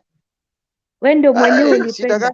Mbona sasa hizo pesa zenye ulikuwa unampeleka shule si ungenunua gari kwanza usafirishe mpenzi wako? Wewe ndio uliyaruhusu. Niliona kwacha nisomesa hii boido apate kazi Hata wewe ndio ulikosa. Mtu wa bodaboda ana makosa. Maana kitu ya kwanza ungetafuta kwanza gari. Ngoja nikuambie, ungetafuta gari ndio upeleke msichana wenyewe shule. Sasa wewe na bodaboda nani alikuangamia sasa? Ama nani alikuwa mjinga kuliko mwingine? Wewe Halima huko. Upande mwingine pia nilikuja kugundua. Ayo Omar. Nilikuja kugundua pia. Naam. Nilikuja kugundua hivi vijana ya bodaboda iko na tamaa mbaya. Nimeona wewe umestrosa bibi yako bwana, iko na nyang'anya wewe. Mpaka hamna. Mwanaume wewe ndio uko na makosa, hata nikuambia wewe uko na makosa. Wewe umempeleka shule labda kule ndani umuiti baby, umuiti chochote wamwangalia. Hao wanachukua wanaweka kwenye umeshinda kuchukua wao wataweka. Halima. Hapana, bibi yangu iko namuita sweetheart na akikuja namwambia karibu namwambia pole kwa kasi, pole kwa sababu iko wewe umesika choka, umekuwa mambo mingi, pole mami, namupangushia kiatu, napangusa yeye mzuri, nampatia chai, napembeleza yeye kama mtoto. Mimi ndo nakamua ng'ombe, namwambia sweetheart pana gusa ng'ombe sababu ng'ombe inaweza kuonga wewe rutacho, namwambia kuja kama ndi. Sasa yeye hapana elewa maneno. Kumbe yeye iko na hii bodaboda wanasikana, naambia na hello hii bwana iko hapa kwa nyumba, kwaja nikuje hapo kidogo. Show wanaenda. Nikakuja kuondoa hii vijana ya bodaboda pana kwa mzuri. Hii kumbe unafikiria inakupepea hivi bibi yako inakuchukulia kasi na kurudisha, kumbe inaenda na inapita. So Waswahili hii mambo nayo na nyinyi tujunge mzuri. Unachunga mzuri na nyinyi tujunge mzuri. Wacha maneno yenu mingi. Waswahili husema ikifikia pale nani mpenzi wako kama ametoka nje, kuna mambo pale kunipeleka shule haijamaanisha like umequalify. Tuangalia vitu mingi pale. Ona, kuna zile tabia zenye mimi upenda kimahaba hauna. Ona, kama huyu mtu wa bodaboda anazo, ndio maana tuwashikwa na zile tamaa. Vitu ndogo ndogo wanawake si upenda. The same way venye mnasema mnapenda vitu kidogo kidogo, hizi ndio mwapenda mfanyiwe, na sisi ni hivyo hivyo. Huwezi taka upewe 100. Wewe Amida. Huwezi taka upewe 100 ili hali hata we mwenyewe hiyo 100 ufikishi.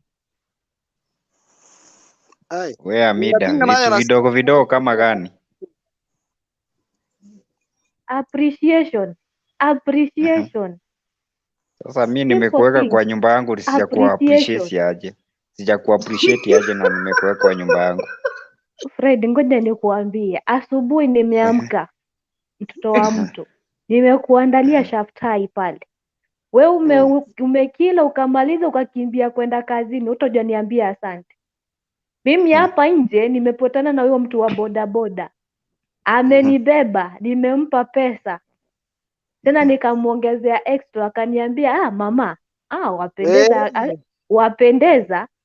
Waona, mimi nilipotoka pale kwa nyumba hata mume wangu hakuniambia napendeza. Hapo mimi nifanye nini? Nizibe masikio nisisikie ama nisione?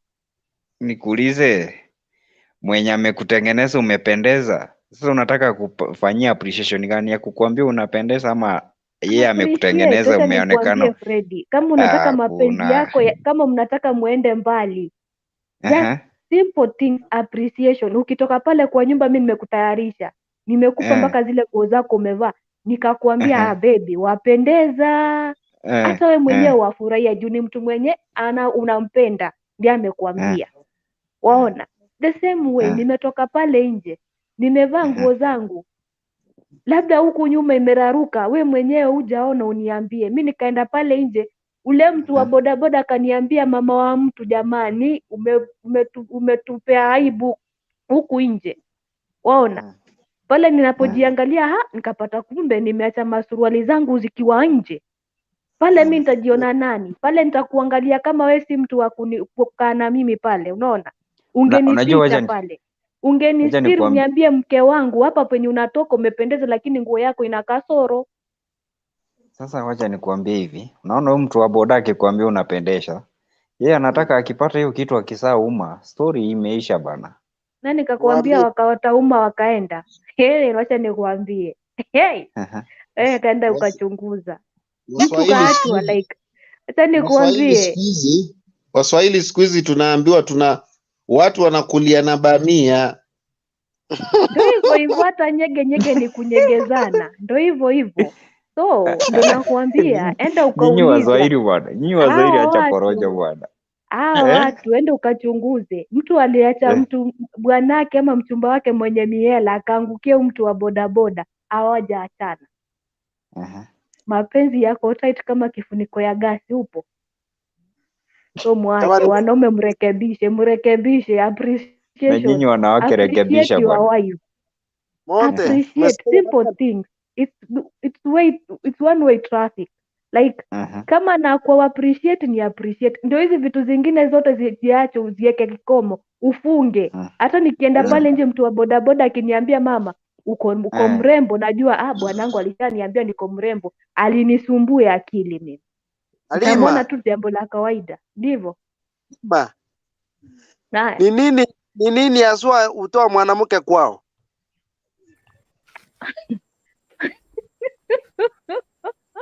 Asa ukiniuliza nini nitoa kwetu nyumbani, nimetolewa pale na mahaba yako. Sasa umekuja kwangu mimi iko na sugua mzuri, nimekula maandishi, niko sawa. alafu na tena unaenda huko kule nje kufanya nini? Na mimi huko hapa iko strong bwana. Shida inakwanga wapi? Ngoja nikuambie, ndio maana unajua kila siku nasemanga usikuje ukaseme wama usinizoeshe mambo, unajua mwisho wa siku utakuja kuleta shida. Pale tulipoanza mimi na wewe ulikuwa unanisugua kama raundi kama 6, 7, 8 hivyo ndio twalala. Sasa imefika mahali sisi tumezoeana. Unajua wanaume mnachoka sana. Ukishazoea mtu ni hivyo. Unless ni spice up. Nifanye jukumu kama mimi mwanamke ni spice up. Unaona? Bila hiyo tutaangamia wote. Sasa pale imefika mimi sija spice up. Unaona? Pale wewe umefika sasa ni kamoja wiki mbili. Sasa imekuwa kama dawa nipimia sijui mara 4 kwa siku. Hili jambo tuliongea hili jambo last time nikapigwa kelele hapa. Hasa hapa inapofikia pale umefikia hivyo, mimi mtoto wa wenyewe nitaenda pale nje huyo bodaboda. Nililie kwa pikipiki kuliko kuteka kwa Range Rover. Upo? Okay. Alafu nikuulize. Wewe ni Mudiga ama nini? Ama ni Mkamba huko atisedi? Sasa hapo Freddy fikiria hapo kidogo. Halima ni Mkauma. Yes. Halima hapo kidogo tu. Evans. Yes. Na kugeti na kurora kidogo tu nikaribishe Mary Mweni hapa kwa hapa. Naona network inaita noma, alafu ndio tuanze line tu kila mtu hapo. Mondesa analia hapa private chat. Mondesa anasema gaki wananiacha wataki niongee. Mary Mweni mambo? Mary Mweni? Mary mambo? Oh, network Mary. Okay. Freddy. Patia Mondesta nafasi, anasema tumemwacha mpatie. Ashaenda yuko hapa. Freddy.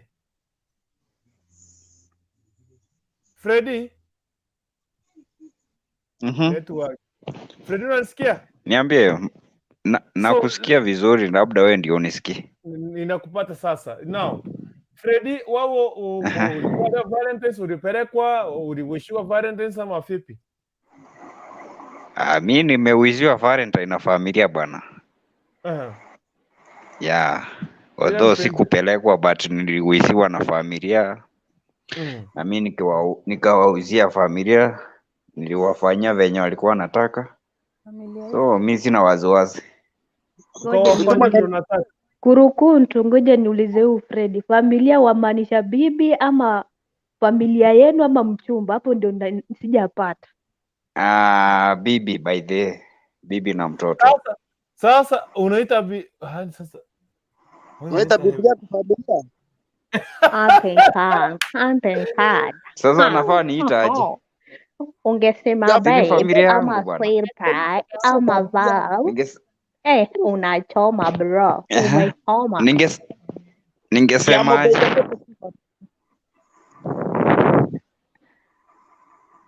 Mimi napenda kumuita mama mtoto wangu bwana. Mtoto wangu anaitwa Mary, namuita mama Mary. Hivyo tu. So stories za bebu nini? Mpendi hivyo mpendi. Sasa inaonyesha nini simu? Kurukuntu hapa sasa itakuwa Prisinda mama watoto. Kama anatusikiza huyo mpendi Freddy, wacha tukwambie ukweli. Mimi ni babu ya watu hapa mimi. Hapana, mimi mpendi bibi yako. Familia ni baba yako na mama yako na ndugu zako. Hiyo ni familia. Sasa na hiyo yako ni nini? Watoto wako sio familia yako? Hakuna watoto yako. Unasema watoto yako. Unasema boido na watoto yangu. Hivyo ndio umesema mzuri. Cha kudanganya bwana. Mimi niko na bibi na mtoto mmoja. Namuita jina ya bibi. Namuita mama Mary hivyo. Mama Mary hivyo. Story imeisha. Hizo story mingi za bebu nini wote hakuna, siko hata. Nilimuita zikaisha bwana. Na mimi ananiita baba Mary hivyo tu. Hakuna. Mimi nilisema unapenda Mimi na Mary. mapenzi ya Wakisii aki inanichok, inani affect. Unaona sasa. How desired.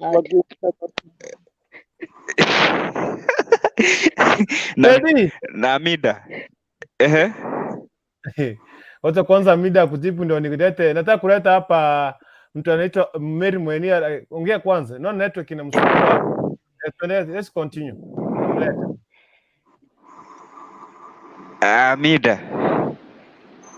Nimeoa Mswahili bwana. Siku moja nitakuja hapo studio mumuone. Nitakuja na yeye. Mimi niko na Mswahili lakini Twamngoja tukamuone. Siku moja one day Mungu akipenda. Sisi tunapendana bwana, lakini msiitane hiyo majina ya hewa na mnaenda huko nje kuanya bwana. Hapo umechoma bro. Mimi nimesema na Wakisii. Mimi na Wakisii. Nijipate. Kuharibia jina kabisa. Wakisii umetumwagia unga.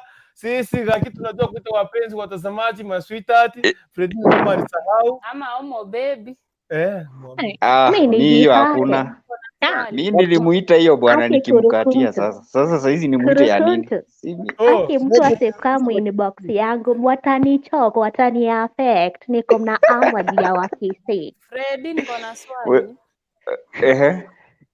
Nilikuwa nakuuliza, unasema mtoto wako anaitwa Mary.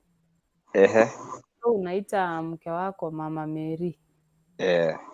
Unajua ni miaka gani anapaswa, sijui anapaswa, kuna ile miaka mnapaswa kuwa kwa ndoa ndio uanze kumuita mama mtoto wako, si eti mtoto wa kwanza ndio unapaswa kumuita mama fulani. Inakuwa miaka ngapi hiyo? Hiyo ni familia yako ndio inapaswa kumuita hivyo, na hata masista zake ndugu zako ndio wanapaswa kumuita Mama Mary.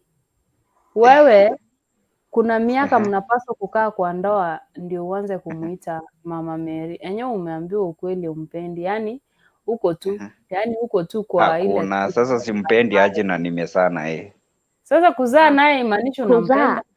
Freddy, kuzaa si kusema hiyo ni love. Unaweza saa hata na paka. Kwenda huko wewe bwana, wewe Amina. It's okay. Mary Mwani.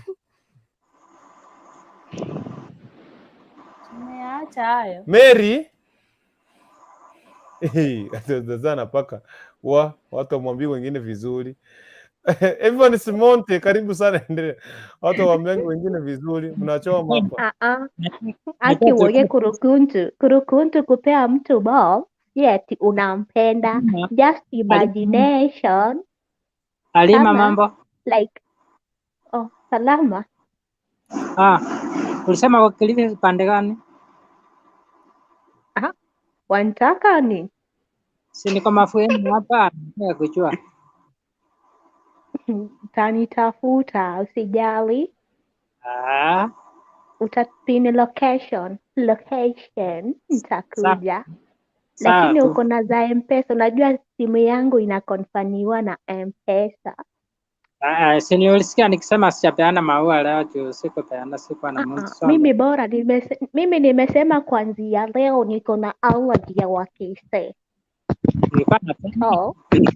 Tuongee next month. Nilikuwa nasema allergy kisha. Mapenzi kama uko na mwenye mpende tu.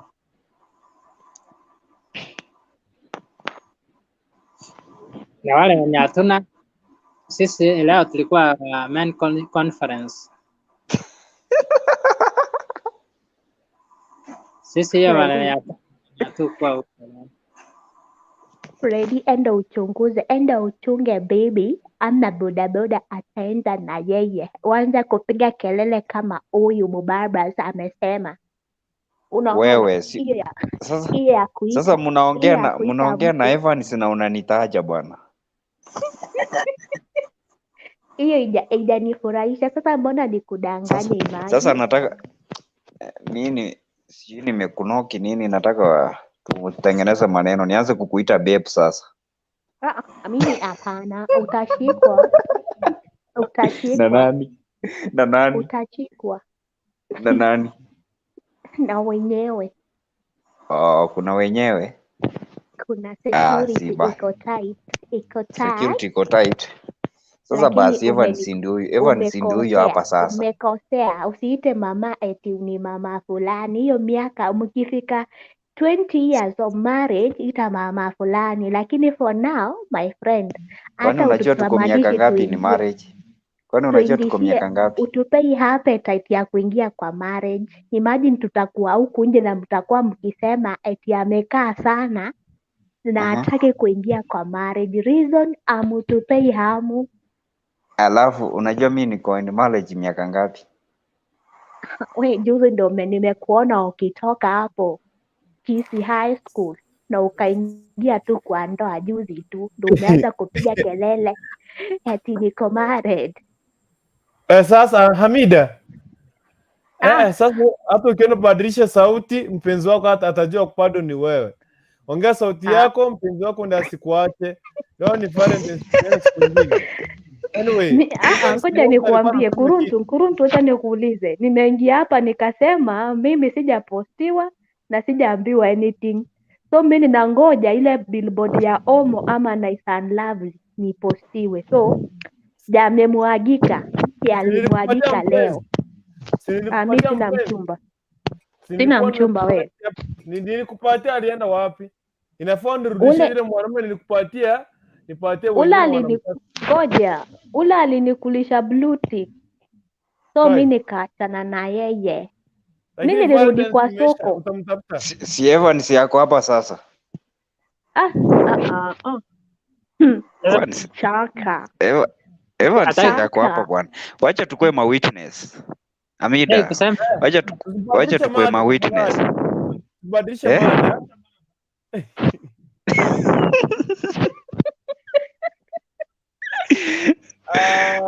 Yeah, to change mada. So we want to talk about experience here. Freddy, ushawahi attend Valentine'S?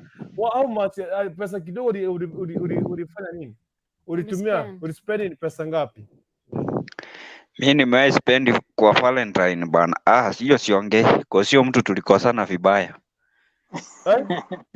Ndio maana unasema mama fulani. So we get it. Give us experience please. Unajua, okay, Valentine. Kwanza meaning of Valentine mimi venye najua ni kwa mtu unapenda ama wapenda nao.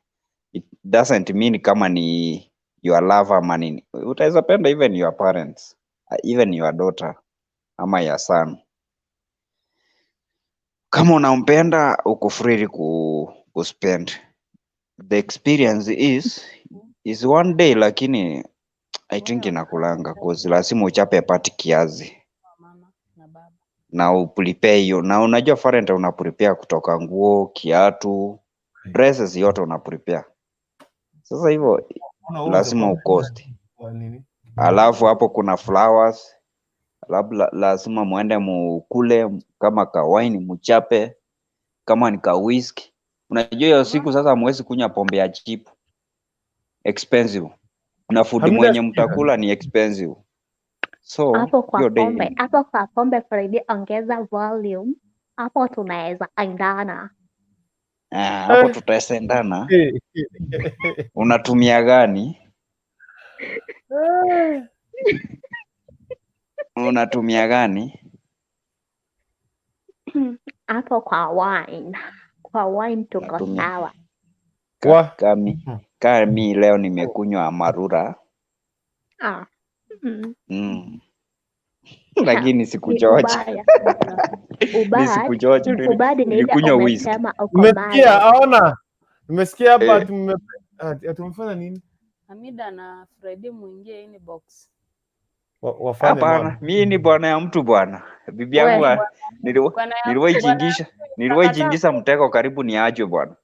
Niliwahi rudi huko nataka wapili karibu niachwe bwana. Kumbe bibi yangu ana watch huko. Alikuwa anakuwatch. Bwana. Bwana, napenda familia yangu bwana. Hii hapana. Inbox hapo hapana. So Remy, okay, yani Hamida, Wewe uko kama sisi lakini mimi leo siko single, nilipata mtu. So maybe next year nitashare the experience juu ya Valentine's.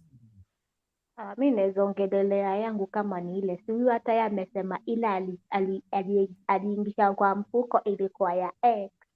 Lakini mbona hizi nini zenye uwanga unatwitiwa poa wa mnakuja kuachana baadaye, hata sijui mbona. Jamani, mapenzi Mbona Freddy ukaspend mkaachana, mbona, what happened?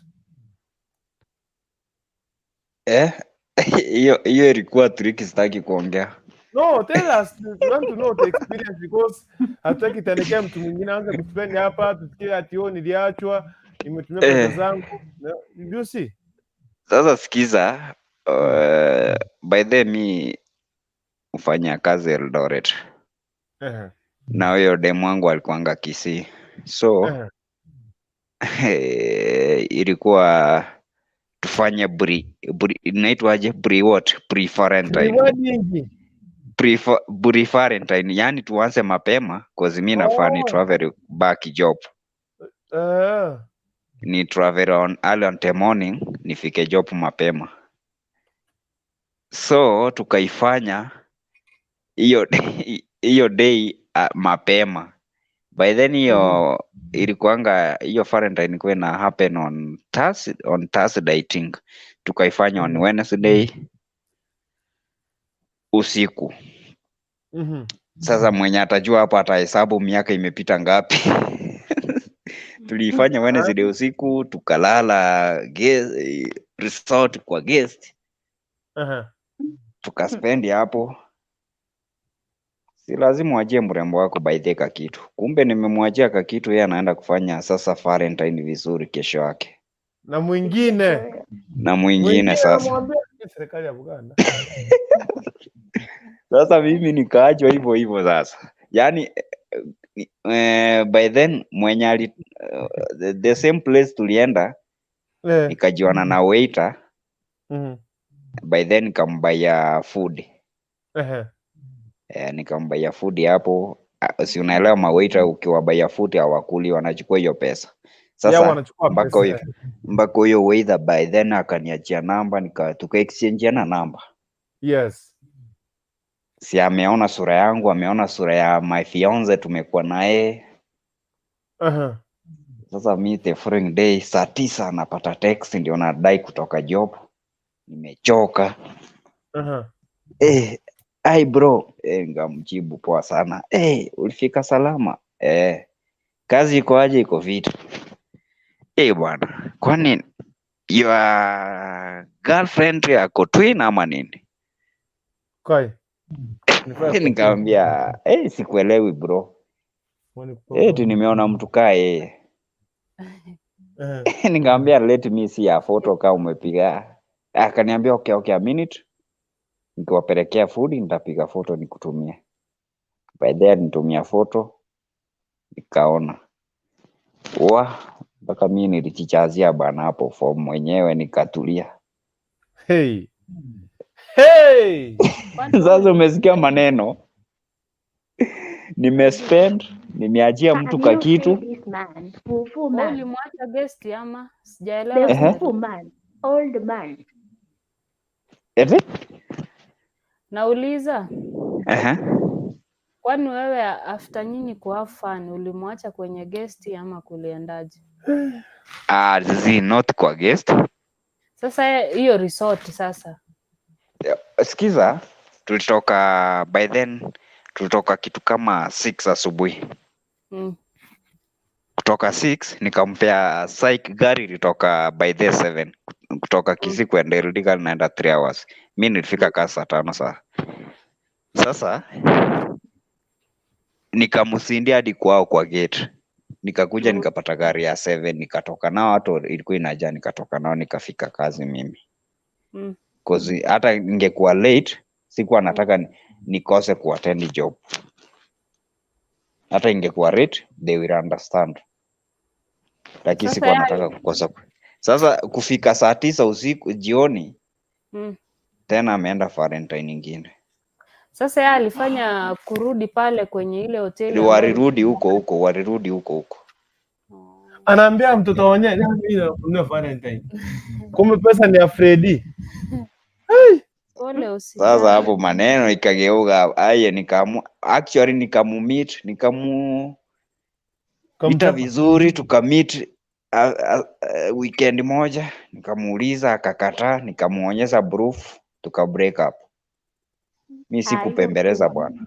Ayushua mkisi uko piga mtoto wa wenyewe. Najua Mimi sikupiga, by the way mimi wewe acha kuniita mkisi hivyo eti. Mimi Lakini si ilikuuma sana Freddy. Mimi iliniuma na ikaisha hivyo. Kumbe from there ndio nikakuja nikapata my lover bwana, ndio tuko naye hadi sasa. Sasa ameoleka sana. Huyu yako bwana. Na hata unaweza mjua. Ako tao tu. Ni kama anamtaka. Urukuntu anataka. Ako tao tu utaweza mjua. Mimi tuko na sasa nataka aje na tuko. I'm married. In fact I'm married. I was married. You were married, ama you are married? Which is which? I was married. You were married. Okay, all right. Bio. The Makrin Ogero wakisi na mapenzi yawa. Gladys Okemwa na waona karibu sana. Mary Mweni mambo. Mweni ameacha kichwa hapo. Mweni. Anyway, next on stage is wake Omar. What can you say according to his? Umesikia Freddy hapa pia alichezwa. Alitengenezwa. Na bado. Freddy na bado. Ai wewe bana. Nini bana? Inaitwa Kivumbi ya 2022. Yaitwa character development. Kivumbi ya 2022 gani? Kwa sababu mimi nimeshaambia wa vijana wenzangu. Ndoa kitu inaitwa ndoa. Ndoa lazima ikue kuvumiliana. Dhiki yote ndani ya nyumba watu wavumiliane, lakini katika watu wawili kuna mmoja hatavumilia mwenzake. Kitu kidogo nikijaribu kuzungumza kidogo, niko na ndugu yangu mimi mwenyewe. Huyu ndugu yangu yeye ni last.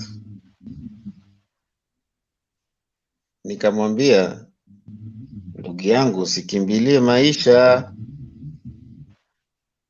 Maisha ni kama upepo.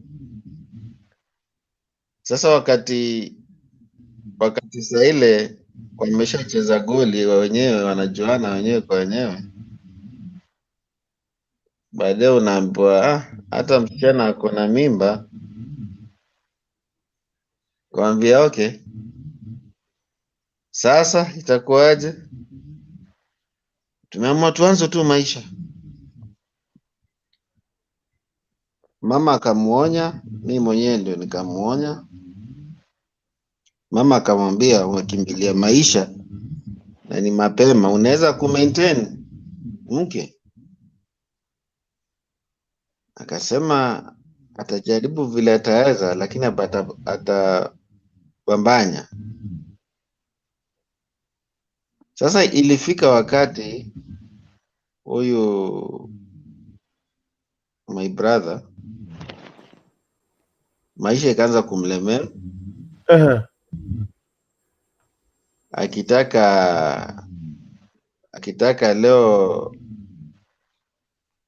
Akitaka leo sapa, ni mimi na msupport. Mimi pia najaribu kumaintain, kumshikilia hiyo nyumba yake, kumlipia. Sasa nikamkalisha chini, nikamwambia, my brother, wakumbuka ile kitu nilikueleza? Ile kitu nilikueleza ndo hiyo imekuja. Leo unalia.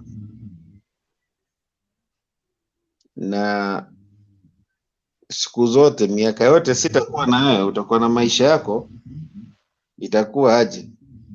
Kwa sababu wa vijana wanaambiwa waache kukimbilia maisha, hawataki kusikia. Ndio hivyo, matatizo ikakuwa, mara wanatandikana na mke, mara mke anamwambia leo hataki kumuona kwa nyumba, mara tunajua hii mapenzi ya watoto wadogo. Mara kuna siku mke wake akaenda kazini, anafanya kazi mke wake, akajaribu kumtriki kumtumia namba ingine, akatumia namba ingine kutaka kumchallenge. Kama unajua mwanamke, Mungu amemuumba mwanamke si kama mwanaume. Mwanamke tunaambiwa mwanamke ako na vitimbi, anaweza kukufanyia tactic kwa njia yote. Si sasa akatumia namba ingine ya msichana yote, ni mke wake, akatumia namba, akamwambia hello, wewe ni nani? Fulani. Sasa ndugu yangu ni ule akiona mwanamke ameanza kuflow, baadaye akasikia mke wake anamwambia ni mimi, kumbe unanichezanga. Siku hiyo mke wake alikuja kwa nyumba, akavunja mavyombo, ile asiro tu. Nikasema leo umepatikana leo. Ukiangalia mwanamke yote tu umeshaanza kuflow, umeshaanza kuingia box. Sasa leo umechallengewa, umepatikana. Sasa nikamwambia maisha ndio hiyo. Nikamwambia ndugu yangu, maisha ndio hiyo. Ulikuwa unataka maisha? Wakati mke huyu sasa atajifungua, mwanamke lazima umpeleke si hospitali ya serikali. Wakati anataka kujifungua, kuna hospitali za private, si hizi za city council, hizi hawajui kuhudumia.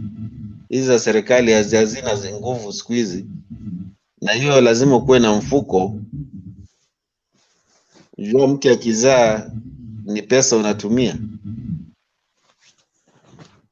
Akanieleza nikapapana. Sasa mimi najaribu pia kuongelesha wa vijana hasa wadogo, na pia kuna kitu pia mimi najaribu sana kutetea madada zangu. Mimi hakuna siku nimekuwa against madada zangu, kwa sababu madada zetu tunatoka kwa tumbo lao. Lazima tuwaheshimu wanawake sana. Mimi nikipata mtu anadharau mwanamke, mimi usikia uchungu sana. Hasa mwanaume kudharau mwanamke, huyo mwanaume amezaliwa na mwanamke. Sasa lazima tuheshimu pia wanawake. Sasa katika both challenge lazima tuwakalishe chini, hasa wa vijana wadogo.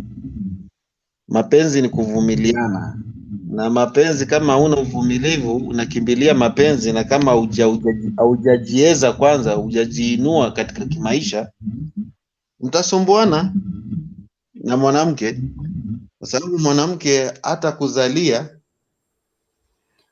wala hata ka maisha ya kiduni duni, ulimchukua umpatie maisha mazuri. Mwanamke uangalia mwanaume, umlishe, umvishe, umfurahishe katika maisha. Huyo ndio mwanamke. Lakini mwanamke kama umpatie hizo mavitu, yeye ni binadamu, atakucheza. Omari, na nikuulize, wewe una mke kweli ama unasikia tu? Mimi niko nayo. Uko nao mpaka watoto? Niko na watoto 6. Sasa mke ako na uhuru gani ya kukuja kuvunja vitu kwa nyumba bwana? Si anafaa kuheshimu na wewe muheshimu bwana. Ndugu yangu, unajua hawa wasichana wadogo yani mimi niko na experience na family yangu.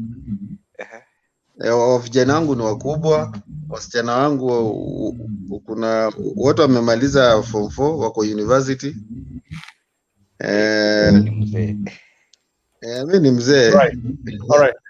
Sasa nikizungumza hivi niko na experience, lazima hii ndoa tujaribu kuvumiliana, kwa sababu hizi age ndogo ndogo utapata msichana ni 20 years ndio utapata anafanya vituko kama kuvunja mavitu.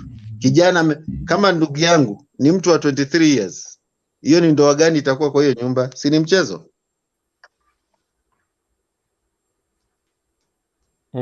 Kuna mwingine ako na maswali? Naona nitazuilia wengine wasizungumze. Why? Freddy, umesikia? Mimi nimefunga mic yako kwa sababu ya kelele. Surete mwingine. Okay, tumkaribishe huyu anaitwa Felix. Mambo?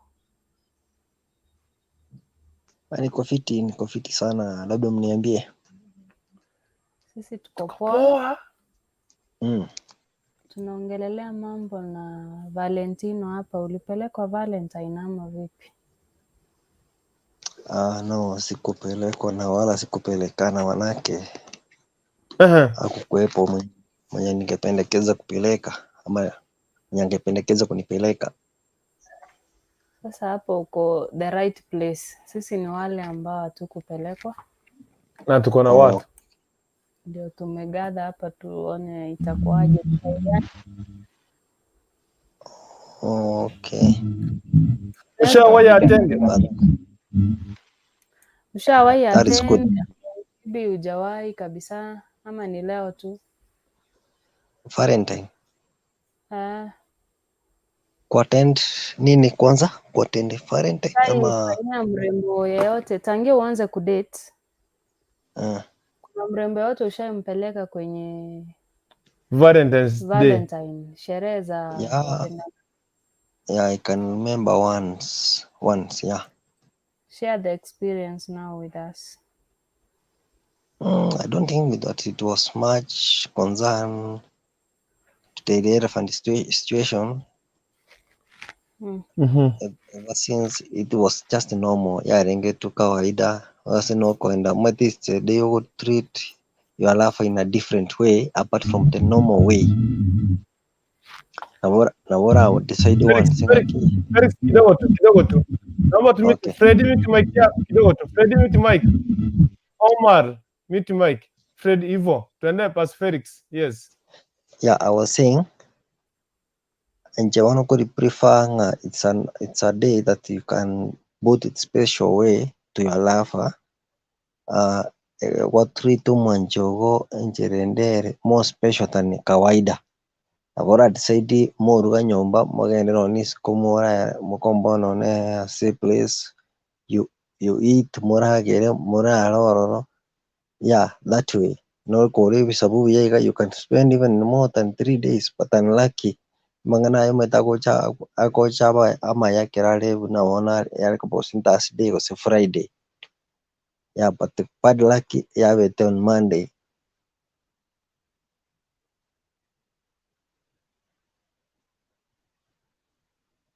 All right.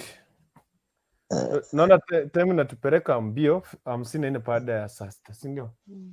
Na huyu anakwenda mbali. Sitaki watu waninyang'anye, si ndio?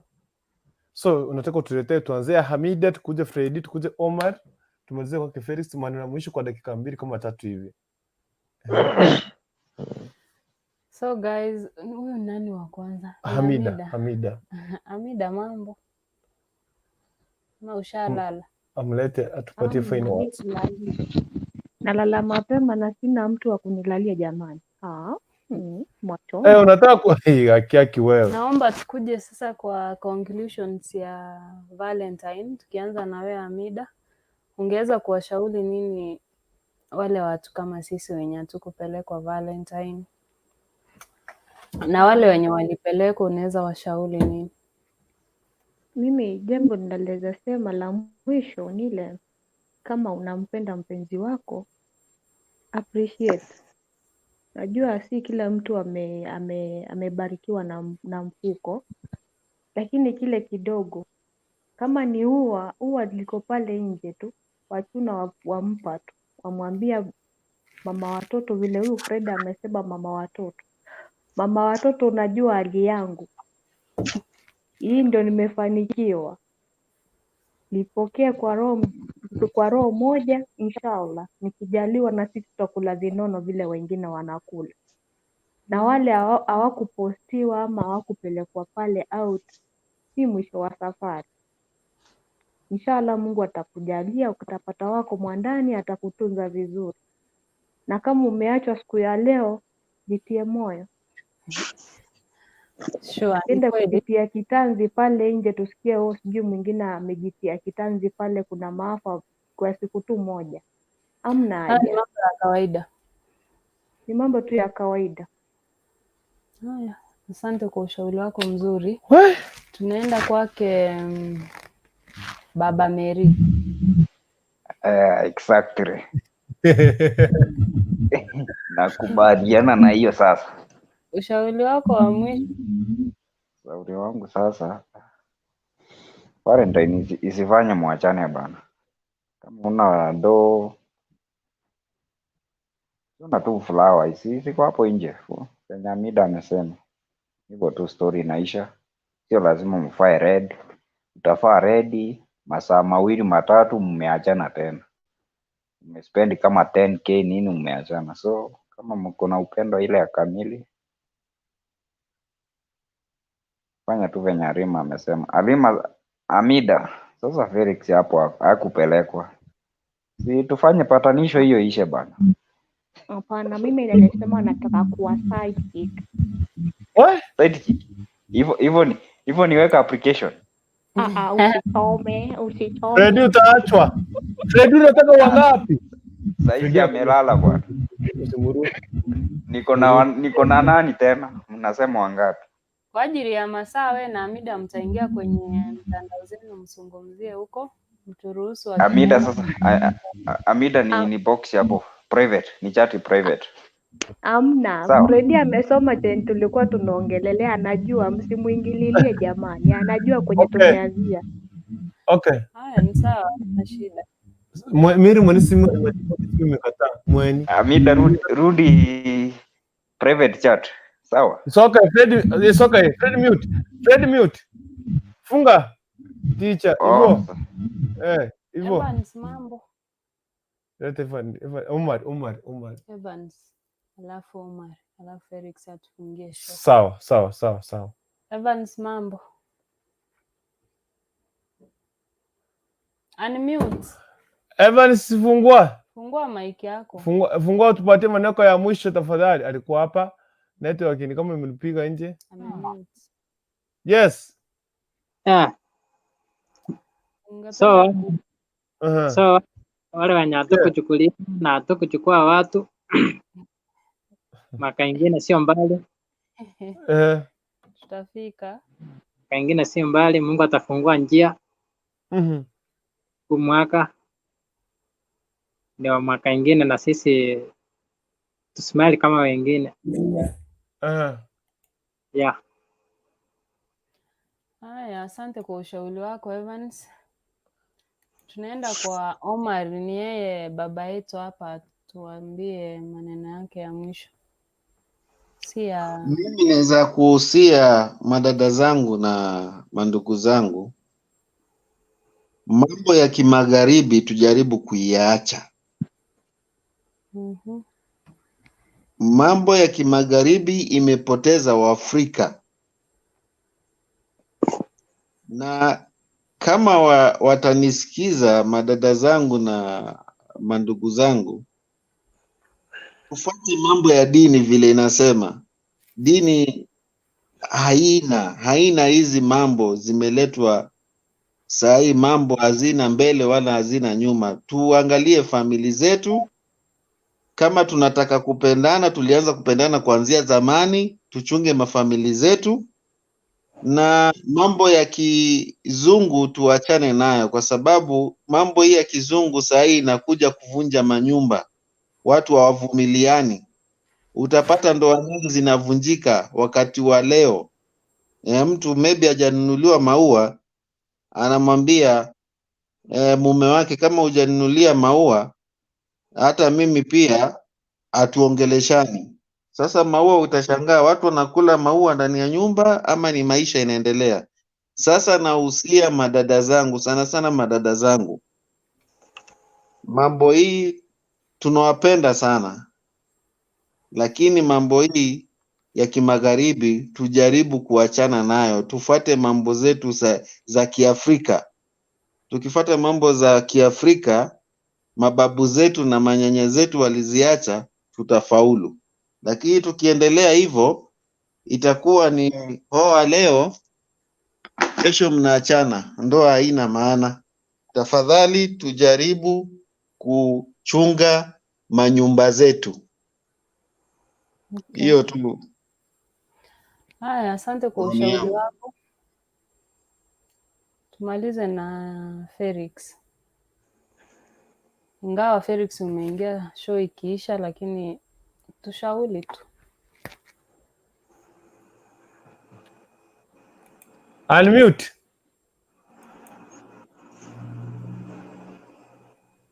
Haya. Basi nashukuru sana kwa wakati huu mfupi, japokuwa nimefika kama show inaenda kuisha. Nile tu pia mimi ni mtangazaji, lazima nimalizane naye kwa kazi kwanza, alafu kisha baadaye nikakuja kwa join. Kama kawaida mimi niko Eldoret, lakini nyumbani ni nyumbani. I have to represent. So according to the topic, mimi nashukuru sana, manake ngawaje ukuweze kuwakilishwa ama kuwakilisha aina noma. Kila kitu na kila chambo iko na wakati wake. Nashukuru sana. Mungu anawapenda. Ya, tunashukuru. Ni Kisii TV. Kisii Hot TV, ya. Tunawashukuru sana, na jaribuni mualimishe watu kuhusu ndoa sana sana. Na sisi tutakuwa mashabiki wenyu kwa kila siku. Leo ndio nimehudhuria, na tutakuwa tunaendelea mambo ya ndoa leo. Kesho maybe mtaleta mambo ya kisiasa, tutakuwa pamoja. Tuko pamoja. Okay. So guys, niko na YouTube channel yangu, tafadhali muende muiangalie. Ni MJ Coco 254. What? MJ Coco 254. Mi ni mwana comedian, nafanya content pia. Mnisupport at least mafani wa Kisii Hot TV. Mnisupport pia, nita appreciate, na nimefurahia kuwa nanyi. Ni mara yangu ya kwanza kuwa kwa kamera, nimezoea kamera yangu ya simu. I hope sijachoma. Utachoma. Tuko hapa. So guys, thank you very much. Freddy funga kwanza. Freddy nakupatia nafasi, funga kwanza. Maybe before you continue, ni Felix anaongea. Najini bote channel ya Neseng Enjoy Minto. Tumia Hata mimi niko na channel yangu, kwa sababu Merida ameweza kuileta hiyo issue ya YouTube. Hata mimi niko nayo, na ningependa mkaweze kupitia pale, mkaweze kusubscribe na kushare na kulike. It is by the name XEKY Zeki Show channel. I think you know it. Hiyo naijua, hata ambia wengine wakiingia. Vile tumefanya video ya movie, topic ni Unfound Love. So tuko part 3 of it. Thanks so much. Ni poa, actually niko karibu kufika 1K subscribers. Mafani wa Kisii Hot manze, hebu munipitishe. mshare link wale wenye mko live, mkisubscribe mjaribu kushare hiyo link. At least munifikisha 1K, nita appreciate sana. And I hope to see you guys next time again. Thank you very much. Thank you for coming. By the today, nimesurura sana today hadi Rongo nimeenda. Rebecca wewe kuja saa hii. Rebecca Ondiek. Count me in. Tumpige faini pesa ngapi? Sasa ndio unatoka Valentine. Rebecca. Sasa ndio unatoka Valentine. Hey. Ulienda ukasahau. We umechelewa fine. Anyway, nimesurura leo sana. Ningefika saa 8 but I'm tired. And unajua kwamba pia anaenda mbali. So thank you guys for coming today. It's really amazing. Imekuwa amazing. Tutapatana tena leo kuanzia mwendo. Anu sijui kalienda wapi. Nilikaona huko na kango ka red hivi. Sasa usimwaye unga. Mzee wako ako hapa atasikia.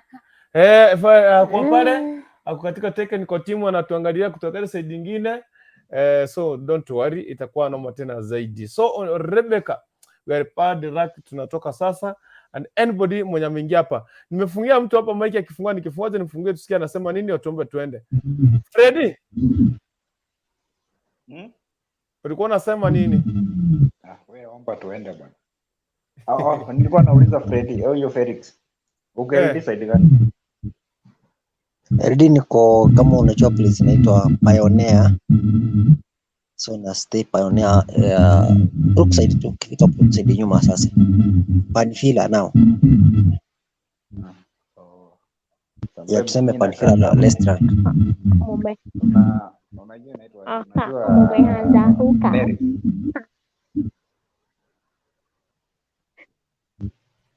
Ukienda unajua Berries, ukienda Kimumu High School hapo hiyo junction ya. Oh yeah, I know it very well. Okay. Hapo Berries. Okay. Freddy, badilisha namba. Mpatane inbox. Wameanza huka. Si vizuri na ni wa baba. Imagine ni huka ya wa baba, si mademo. Wewe Amida, si nimekuambia tuma namba hapo. Okay. Nyinyi ni wazuri sana. Guys, thank you very much.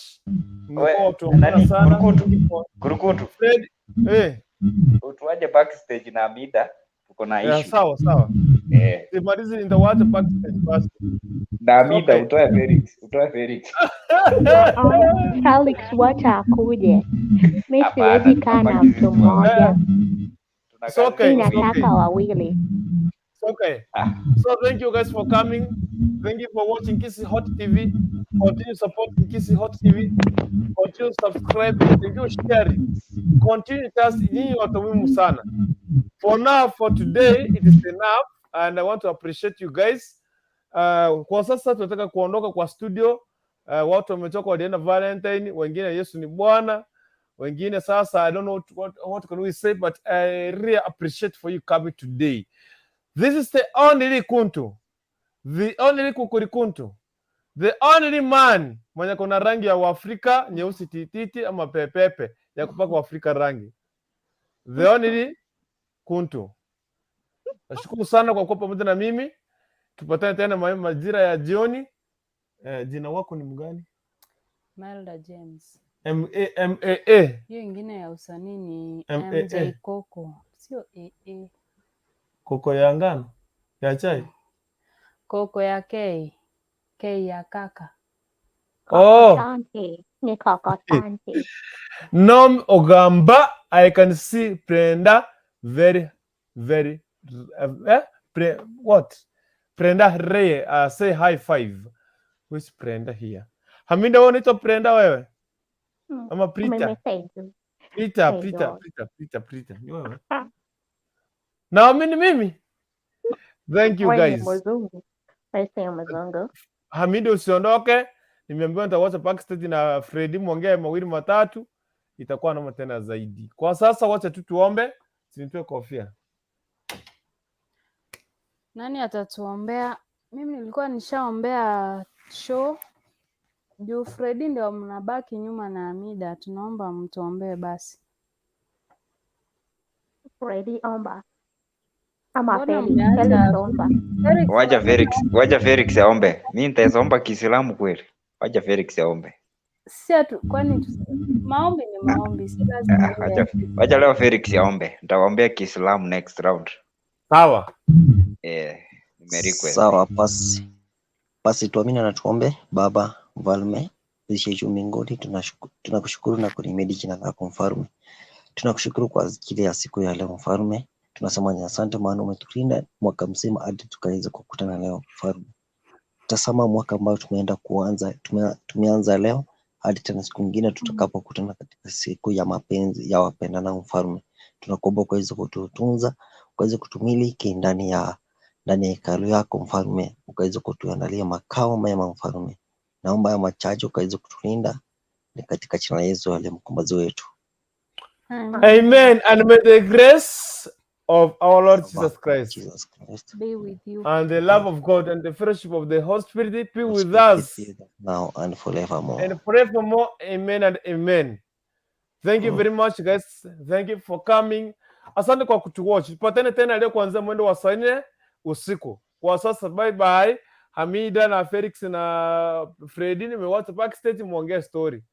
Mimi sitakuwa Mbona una shout? Matthew, tell them to go back.